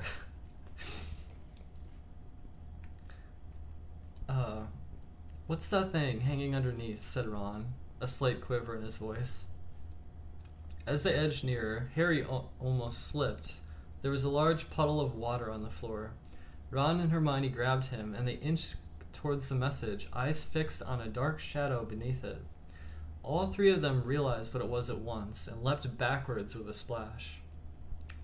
Mrs. Norris, the caretaker's cat, was hanging by her tail from a torch bracket. She was stiff as a board, her eyes wide and staring. For a few seconds, they didn't move. Then Ron said, Let's get out of here. Shouldn't we try to help? Harry began awkwardly. Trust me, said Ron. We don't want to be found here. But it was too late. A rumble, as though of distant thunder, told them that the feast had just ended. From either end of the corridor where they stood came the sound of hundreds of feet climbing the stairs, and the loud, happy talk of well-fed people. The next moment, students were crashing into the passage from both ends. The chatter, the bustle, and the noise died suddenly as the people in front spotted the hanging cat. Harry, Ron, and Hermione stood alone in the middle of the corridor as silence fell among the mass of students pressing forward to see the grisly sight. Then someone shouted through the quiet, Enemies of the air, beware! You'll be next, mudbloods! It was Draco Malfoy. He had pushed to the front of the crowd, his cold eyes alive, his usually bloodless face flushed, as he grinned at the sight of the hanging, immobile cat. End of chapter 8.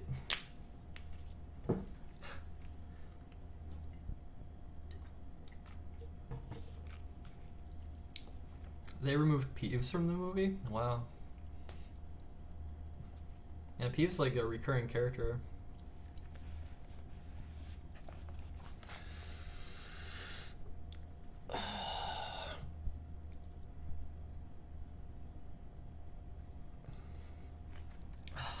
Alright, and so we're doing at least one more chapter.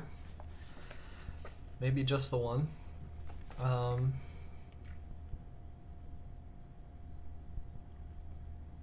Feel bad for Filch. Yeah, it's a giant school, he's a janitor, and he's bad at magic, yeah. He's kind of a jerk, though. He hates the students.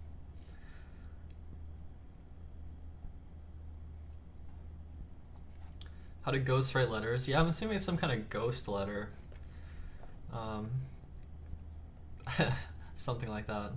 Like, just like the clothing that they wear, I think would be like ghost clothing and would be able to pass through walls. I'm assuming the letter was also a ghost, like part of the ethereal plane or whatnot. Like ghost plane, the death plane.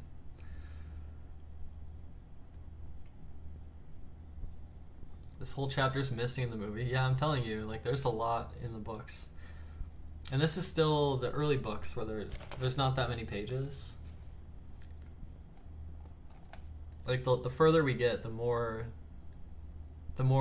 that gets cut from the movies, so. I think ghosts, yeah, I don't know. Not entirely sure. I mean, there's clearly some interaction between the ghosts and the physical world in the form of like feeling the cold, icy coldness when they move through you and stuff. So there's some kind of interaction.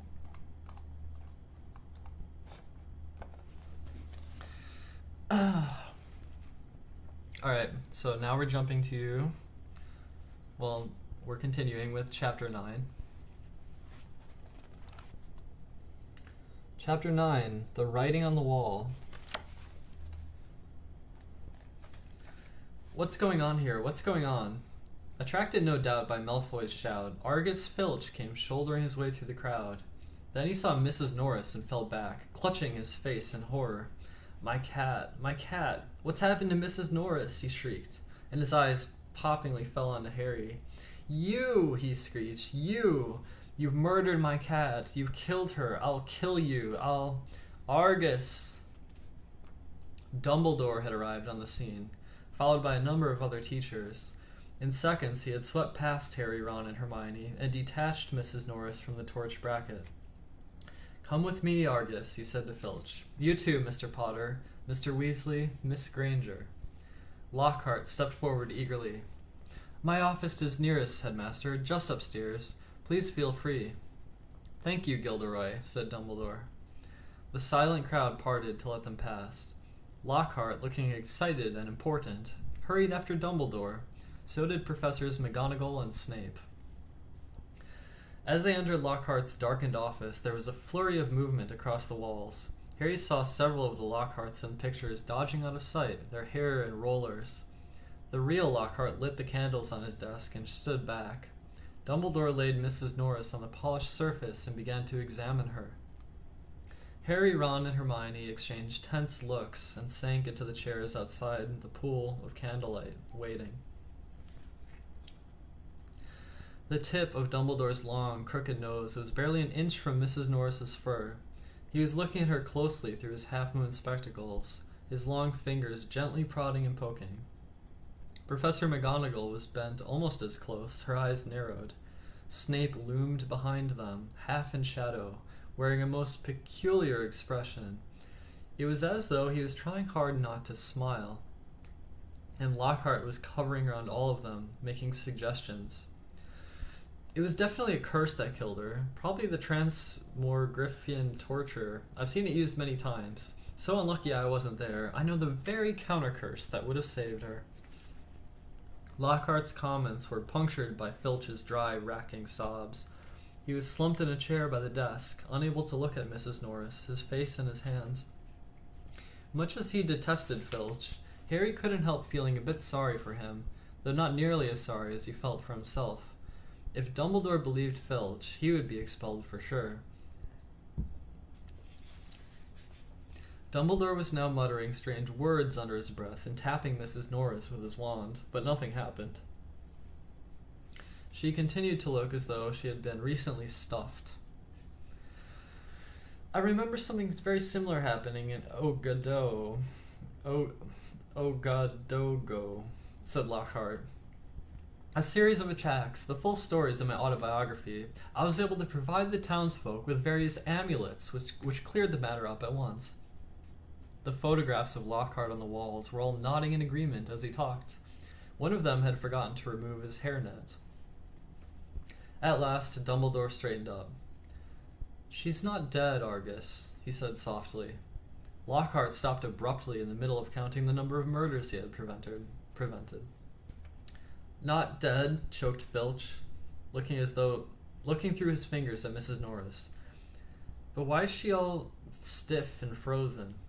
She has been petrified, said Dumbledore. Ah, I thought so, said Lockhart. But how, I cannot say. Ask him, shrieked Filch, turning his blotched and tear-stained face to Harry. No second year could have done this, said Dumbledore firmly. It would take dark magic of the most advanced. He did it, Filch spat, his pouchy face purpling. You saw what he wrote on the wall. He found, in my office, he knows Filch's face worked horribly. He knows I'm a squib, he finished. I never touched Mrs. Norris, said Harry loudly, uncomfortably aware of everyone looking at him, including all the Lockharts on the walls. And I don't even know what a squib is. Rubbish, snarled Filch. He saw my quick spell letter. If I might speak, headmaster, said Snape from the shadows, and Harry's sense of foreboding increased. He was sure nothing Snape had to say was going to do him any good.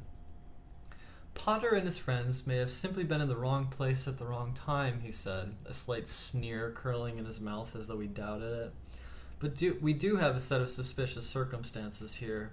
Why was he in the upstairs corridor at all? Why wasn't he at the Halloween feast? Harry, Ron, and Hermione all launched into an explanation about the Death Day party. There are hundreds of ghosts. They'll tell you where we were there. But why not join the feast afterwards, said Snape, his black eyes glittering in the candlelight. Why go up to that corridor? Ron and Hermione looked at Harry. Because, Harry said, his heart thumping very fast. Something told him it would sound very far-fetched if he told them he had been led there by a bodiless voice no one but he could hear. Because we were tired and wanted to go to bed, he said. Without any supper, said Snape, a triumphant smile flickering across his gaunt face. I didn't think ghosts provided food fit for living people at their parties. We weren't hungry, said Ron loudly as his stomach gave a huge rumble. Snape's nasty smile widened. I suggest, headmaster, that Potter is not being entirely truthful, he said. It might be a good idea if he were deprived of certain privileges until he is ready to tell us the whole story. I personally feel he should be taken off the Gryffindor Quidditch team until he is ready to be honest. Really, Severus, said Professor McGonagall sharply. I see no reason to stop the boy playing Quidditch. This cat wasn't hit over the head with a broomstick. There is no evidence at all that Potter has done anything wrong. Dumbledore was giving Harry a searching look. His twinkling light blue gaze made Harry feel as though he was being x-rayed. Innocent until proven guilty, Severus, he said firmly. Snape looked furious. So did Filch. My cat has been petrified, he shrieked, his eyes popping. I want to see some punishment. We will be able to cure her, Argus, said Dumbledore patiently. Professor Sprout recently managed to procure some mandrakes. As soon as they have reached their full size, I will have a potion made that will revive Mrs. Norris. I'll make it, Lockhart butted in. I must have done it 100 times. I could whip up a mandrake restorative drought in my sleep. Excuse me, said Snape icily, but I believe I am the potions master at this school. There was a very awkward pause. You may go, said Dumbledore to Harry, Ron, and Hermione. They went as quickly as they could without actually running. When they were up a floor from Lockhart's office, they turned into an empty classroom and closed the doors quietly behind them. Harry squinted at his friends' darkened faces. Do you think I should have told them about the voice I heard? No, said Ron, without hesitation. Hearing voices no one else can hear isn't a good sign, even in the wizarding world. Something in Ron's voice made Harry ask, You do believe me, don't you? Of course I do, said Ron quickly, but you must admit it's weird. I know it's weird, said Harry. The whole thing's weird. What was that writing on the wall about? The chamber has been opened. What's that supposed to mean? You know, it rings a sort of bell, said Ron slowly. I think someone told me about a secret chamber at Hogwarts once. Might have been Bill. And what on earth's a squib, said Harry. To his surprise, Ron stifled a snigger. Well, it's not funny really, but as it's Filch, he said, A squib is someone who is born into a wizarding family, but hasn't got any magic powers. Kind of the opposite of muggle-born wizards, but squibs are quite unusual. If Squib's trying to learn magic from a quick spell course, I reckon he must be a squib. It would explain a lot, like why he hates students so much. Ron gave a satisfied smile. He's bitter. A clock chimed somewhere. Midnight, said Harry. We better get to bed before Snape comes along and tries to frame us for something else.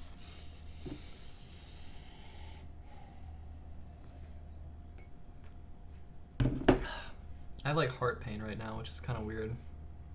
Hopefully I'm okay. I don't know if I'm getting enough air while I read this.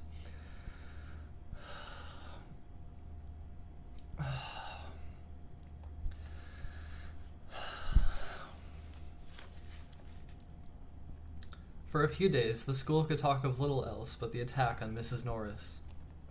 Filch kept it fresh in everyone's minds by pacing the spot where she had been attacked, as though he thought the attacker might come back. Harry had seen him scrubbing the message on the wall with Mrs. Scour's all-purpose magical mess remover, but to no effect.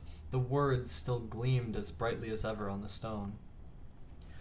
When Filch wasn't guarding the scene of the crime, he was skulking red-eyed through the corridors, lunging out at unsuspecting students and trying to put them in detention for things like breathing loudly and looking happy. Ginny Weasley seemed very disturbed by Mrs. Norris's fate. According to Ron, she was a great cat lover. But you haven't really got to know Mrs. Norris, Ron told her bracingly. Honestly, we're much better off without her. Ginny's lip trembled. Stuff like this doesn't often happen at Hogwarts, Ron reassured her. They'll catch the maniac who did it and have him out of here in no time. I just hope he's got time to petrify Filch before he's expelled. I'm only joking, Ron added hastily, as Ginny blanched. The attack also had an effect on Hermione. It was quite usual for Hermione to spend a lot of time reading, but she was now doing almost nothing else. Nor could Harry and Ron get much response from her when they asked her what she was up to. Not until the following Wednesday did they find out. Harry had been held back in potions, where Snape had made him stay behind to scrape tube worms off the desks. After a hurried lunch, he went upstairs to meet Ron in the library, and saw Justin Finch Fletchley, the Hufflepuff boy from Herbology, coming towards him. Harry had just opened his mouth to say hello when Justin caught sight of him, turned abruptly, and sped off in the opposite direction. Harry found Ron at the back of the library, measuring his history of magic homework. Professor Binns had asked for 3-foot-long composition on the medieval assembly of European wizards. I don't believe it. I'm still 8 inches short, said Ron furiously, letting go of his parchment, which sprang back into a roll. And Hermione's done 4 feet 7 inches, and her writing's tiny. Where is she? Asked Harry, grabbing the tape measure and unrolling his own homework. Somewhere over there, said Ron, pointing along the shelves, looking for another book. I think she's trying to read the whole library before Christmas.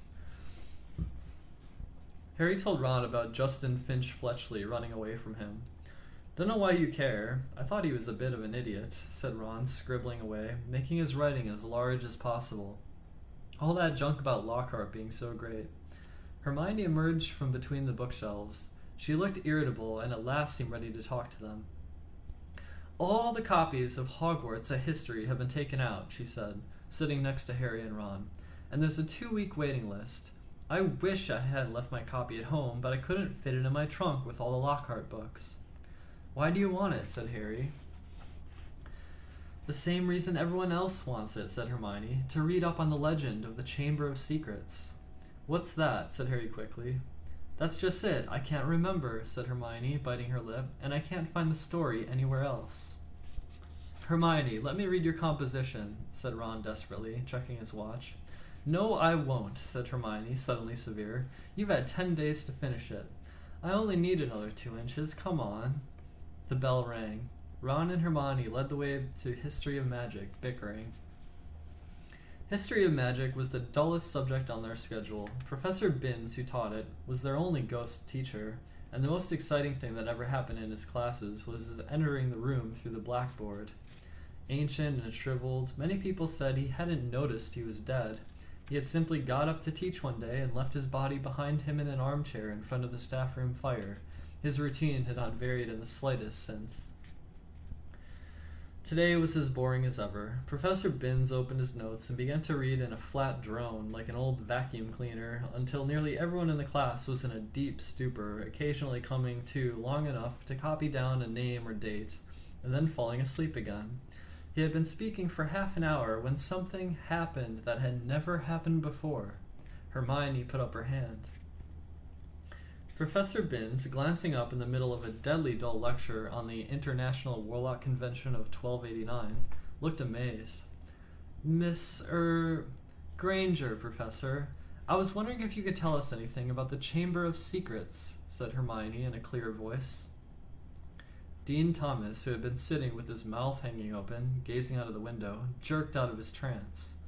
Lavender Brown's head came off her arms, and Neville Longbottom's elbow slipped off his desk. Professor Binns blinked. My subject is history of magic, he said in a dry, wheezy voice. I deal with facts, Mr. Granger, not legends and myths. He cleared his throat with a small noise like chalk snapping, and continued. In September of that year, a subcommittee of Sardinian sorcerers... He stuttered to a halt. Hermione's hand was waving in the air again. Miss Grant, please, sir, don't legends always have a basis in fact? Professor Binns was looking at her in such amazement, Harry was sure no student had ever interrupted him before, alive or dead. Well, said Professor Binns slowly, yes, one could argue that, I suppose. He peered at Hermione as though he had never seen a student properly before. However, the legend of which you speak is such a very sensational, even ludicrous tale. But the whole class was now hanging on Professor Binns' every word. He looked dimly at them all, every face turned to his. Harry could tell he was completely thrown by having such an unusual show of interest. Oh, very well, he said slowly. Let me see. The Chamber of Secrets. You all know, of course, that Hogwarts was founded over 1,000 years ago, the precise date is uncertain, by the 4 greatest witches and wizards of the age. The 4 schoolhouses are named after them: Godric Gryffindor, Helga Hufflepuff, Rowena Ravenclaw, and Salazar Slytherin. They built this castle together, far from prying Muggle eyes, for it was an age when magic was feared by common people, and witches and wizards suffered much persecution. He paused, glazed blaringly around the room, and continued. For a few years, the founders worked in harmony together, seeking out youngsters who showed signs of magic and bringing them to the castle to be educated. But then disagreements sprang up between them. A rift began to grow between Slytherin and the others. Slytherin wished to be more selective about the students admitted to Hogwarts. He believed that magical learning should be kept within all magic families. He disliked taking students of Muggle parentage, believing them to be untrustworthy. After a while, there was a serious argument on the subject between Slytherin and Gryffindor, and Slytherin left the school. Professor Binns paused again, pursing his lips, looking like a wrinkled old tortoise. Reliable historical sources tell us this much, he said, but these honest facts have been obscured by the fanciful legend of the Chamber of Secrets. The story goes that Slytherin had built a hidden chamber in the castle of which the other founders knew nothing. Slytherin, according to legend, sealed the Chamber of Secrets so that none would be able to open it until his own true heir arrived at the school. The heir alone would be able to unseal the Chamber of Secrets, unleash the horror within, and use it to purge the school of all those who were unworthy to study magic. There was silence as he finished telling the story, but it wasn't the usual sleepy silence that filled Professor Binns' classes. There was unease in the air as everyone continued to watch him, hoping for more. Professor Binns looked faintly annoyed. The whole thing is errant nonsense, of course, he said. Naturally, the school has been searched for evidence of such a chamber many times by the most learned witches and wizards. It does not exist. A tale told to frighten the gullible. Hermione's hand went back in the air. Sir, what exactly do you mean by the horror within the chamber? That is believed to be some sort of monster which the heir of Slytherin alone can control, said Professor Binns in his dry, reedy voice. The class exchanged nervous looks. I tell you, the thing does not exist, said Professor Binns, shuffling his notes. There is no chamber and no monster. But sir, said Seamus Finnegan, if the chamber can only be opened by Slytherin's true heir, no one else would be able to find it, would they? Nonsense, oh flattery, said Professor Binns in an aggravated tone. If a long succession of Hogwarts headmasters and headmistresses haven't found the thing. But Professor, popped up Parvati Patil, you probably have to use dark magic to open it. Just because a wizard doesn't use dark magic doesn't mean he can't, Miss Pennyfeather, snapped Professor Binns. I repeat, if the likes of Dumbledore... But maybe you've got to be related to Slytherin, so Dumbledore couldn't, began Dean Thomas, but Professor Binns had had enough. That will do, he said sharply. It is a myth. It does not exist. There is not a shred of evidence that Slytherin ever built so much as a secret broom cupboard. I regret telling you such a foolish story. We will return, if you please, to history, to solid, believable, verifiable fact. And within 5 minutes, the class had sunk back into its usual torpor. I always knew Salazar Slytherin was a twisted old loony, Ron told Harry and Hermione as they fought their way through the teeming corridors at the end of the lesson to drop off their bags before dinner. But I never knew he started all this pureblood stuff. I wouldn't be in his house if you paid me. Honestly, if the Sorting Hat had tried to put me in Slytherin, I'd have got the train straight back home. Hermione nodded fervently, but Harry didn't say anything. His stomach had just dropped unpleasantly. Harry had never told Ron and Hermione that the Sorting Hat had seriously considered putting him in Slytherin. He could remember, as though it were yesterday, the small voice that had spoken in his ear when he'd placed the hat on his head a year before. You could be great, you know. It's all here in your head, and Slytherin would help you on your way to greatness, no doubt about that. But Harry, who had already heard of Slytherin House's reputation for turning out dark wizards, had thought desperately, not Slytherin. And the hat had said, oh well, if you're sure, better be Gryffindor. As they were shunted along in the throng, Colin Creevy went past. Hiya, Harry. Hello, Colin, said Harry automatically.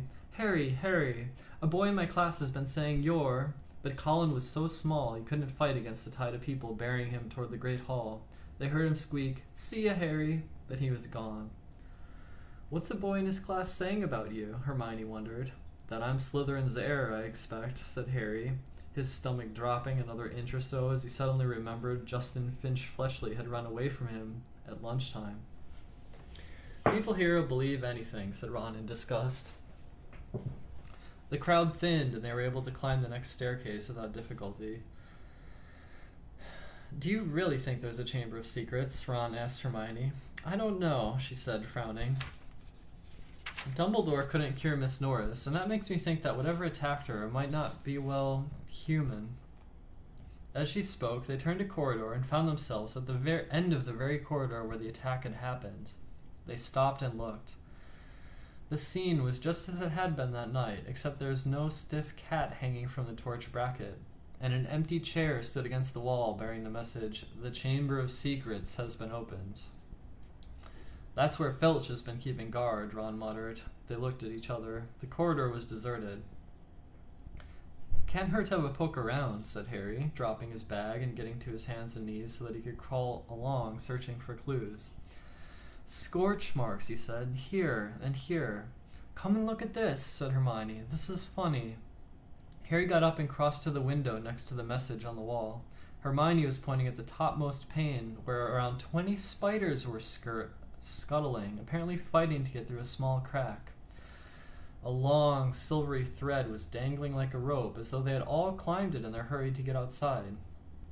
Have you ever seen spiders act like that? Said Hermione wonderingly. No, said Harry. Have you, Ron? Ron? He looked over his shoulder. Ron was standing well back and seemed to be fighting the impulse to run. What's up? Said Harry. I don't like spiders, said Ron tensely. I never knew that, said Hermione, looking at Ron in surprise. You've used spiders in potions loads of times. I don't mind them dead, said Ron, who was carefully looking anywhere but at the window. I just don't like the way they move. Hermione giggled. It's not funny, said Ron fiercely.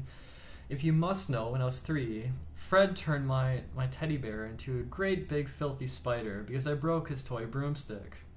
You wouldn't like it either if you'd suddenly been holding your bear and it had turned too many legs," and he broke off, shuddering. Hermione was obviously trying not to laugh. Feeling they had better get off the subject, Harry said, "Remember all that water on the floor? Where did that come from? Someone's mopped it up." "It was about here," said Ron, recovering himself to walk a few paces past Filch's chair and pointing, "level with this door." He reached for the brass doorknob, but suddenly withdrew his hand as though he'd been burned. "What's the matter?" said Harry. "Can't go in there," said Ron gruffly. "That's a girl's toilet." "Oh, Ron, there won't be anyone in there," said Hermione, standing up and coming over. "That's Moaning Myrtle's place. Come on, let's have a look." And ignoring the large out-of-order sign, she opened the door. It was the gloomiest, most depressing bathroom Harry had ever set foot in. Under a large, cracked and spotted mirror were rows of chipped sinks. The floor was damp and reflected the dull light given off by stubs of a few candles burning low in their holders. The wooden doors to the stalls were flaking and scratched, and one of them was dangling off its hinges. Hermione put her fingers to her lips and set off toward the end stall. When she reached it, she said, "Hello, Myrtle. How are you?" Harry and Ron went to look. Moaning Myrtle was floating above a tank of the toilet, picking a spot on her chin. "This is a girl's bathroom," she said, eyeing Ron and Harry suspiciously. "They're not girls." "No," Hermione agreed. "I just wanted to show them how nice it is in here." She waved vaguely at the dirty old mirror and the damp floor. "Ask her if she saw anything," Harry mouthed at Hermione. "What are you whispering?" said Myrtle, staring at him. "Nothing," Harry said quickly. "We just wanted to ask." "I wish people would stop talking behind my back," said Myrtle, in a voice choked with tears. "I do have feelings, you know, even if I am dead." "Myrtle, no one wants to upset you," said Hermione. "Harry only—" "No one wants to upset me. That's a good one," howled Myrtle. "My life was nothing but misery at this place, and now people come along ruining my death." "We wanted to ask you if you've seen anything funny lately," said Hermione quickly, "because a cat was attacked right outside your front door on Halloween." "Did you see anything here that night?" said Harry. "I wasn't paying attention," said Myrtle dramatically. "Peeves upset me so much I came in here and tried to kill myself. Then, of course, I remembered that I'm already dead," said Ron helpfully. Myrtle gave a tragic sob, rose up into the air, turned over, and dived headfirst into the toilet, splashing water all over them and vanishing from sight. Although from the direction of her muffled sobs, she had come to rest somewhere in the U-bend. Harry and Ron stood with their mouths open, but Hermione shrugged wearily and said, "Honestly, that was almost cheerful for Myrtle. Come on, let's go." Harry had barely closed the door on Myrtle's gurgling sobs when a loud voice made all three of them jump.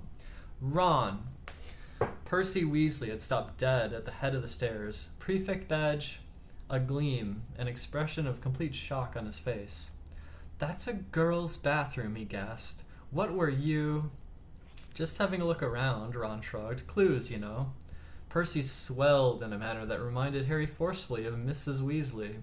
"Get away from there," Percy said, striding toward them and starting to bustle them along, flapping his arms.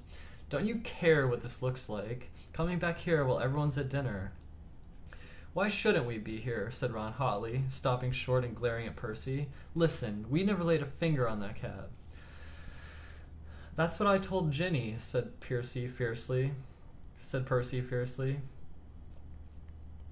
"But she still seems to think you're going to be expelled. I've never seen her so upset, crying her eyes out. You might think of her. All the first years are thoroughly overexcited by this business." "You don't care about Ginny," said Ron, whose ears were now reddening. "You're just worried I'm going to mess up your chances of being head boy." 5 points from Gryffindor," Percy said tersely, fingering his prefect badge. "And I hope it teaches you a lesson. No more detective work, or I'll write to Mum." And he strode off, the back of his neck as red as Ron's ears.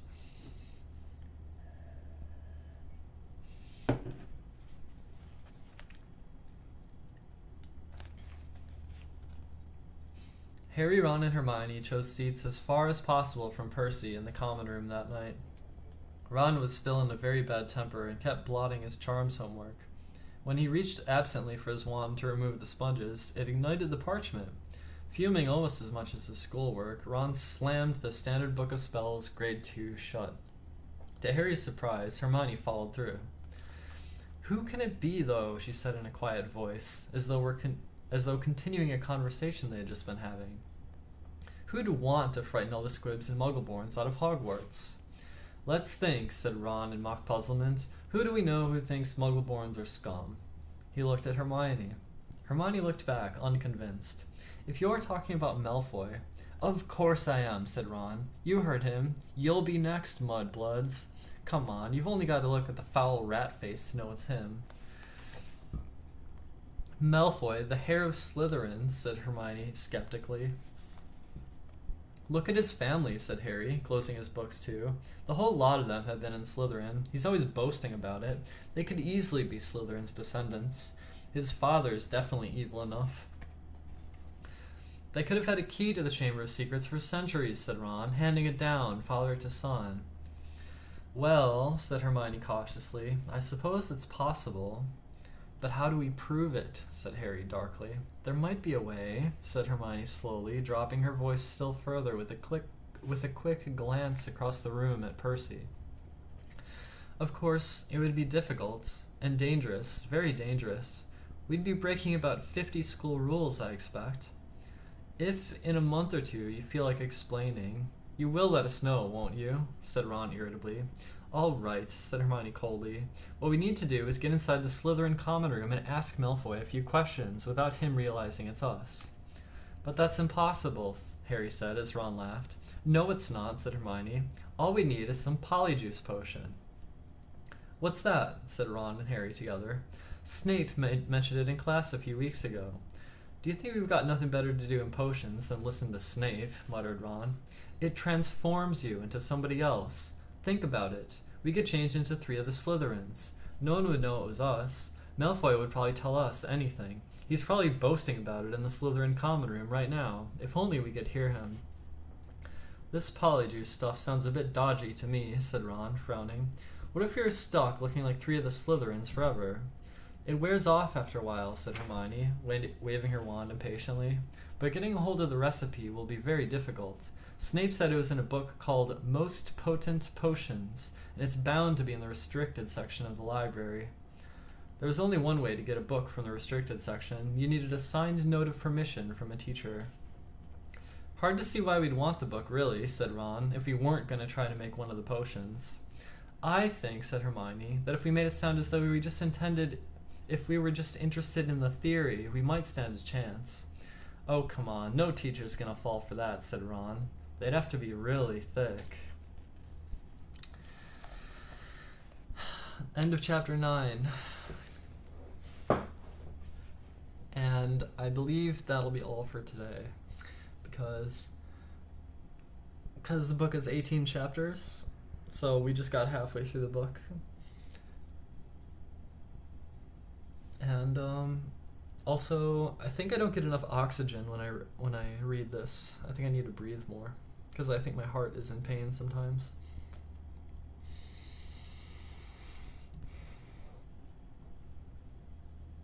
Yeah, I think my quality of reading is improving too. I think it was a pretty good reading today.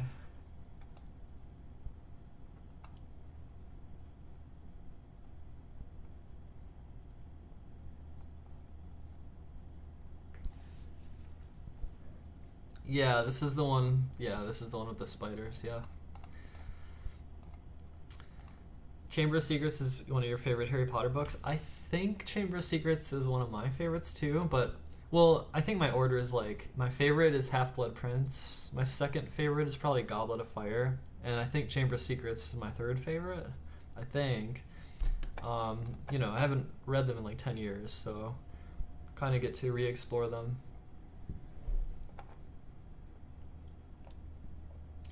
Anyway, yeah, that's halfway. We're now halfway through Chamber of Secrets.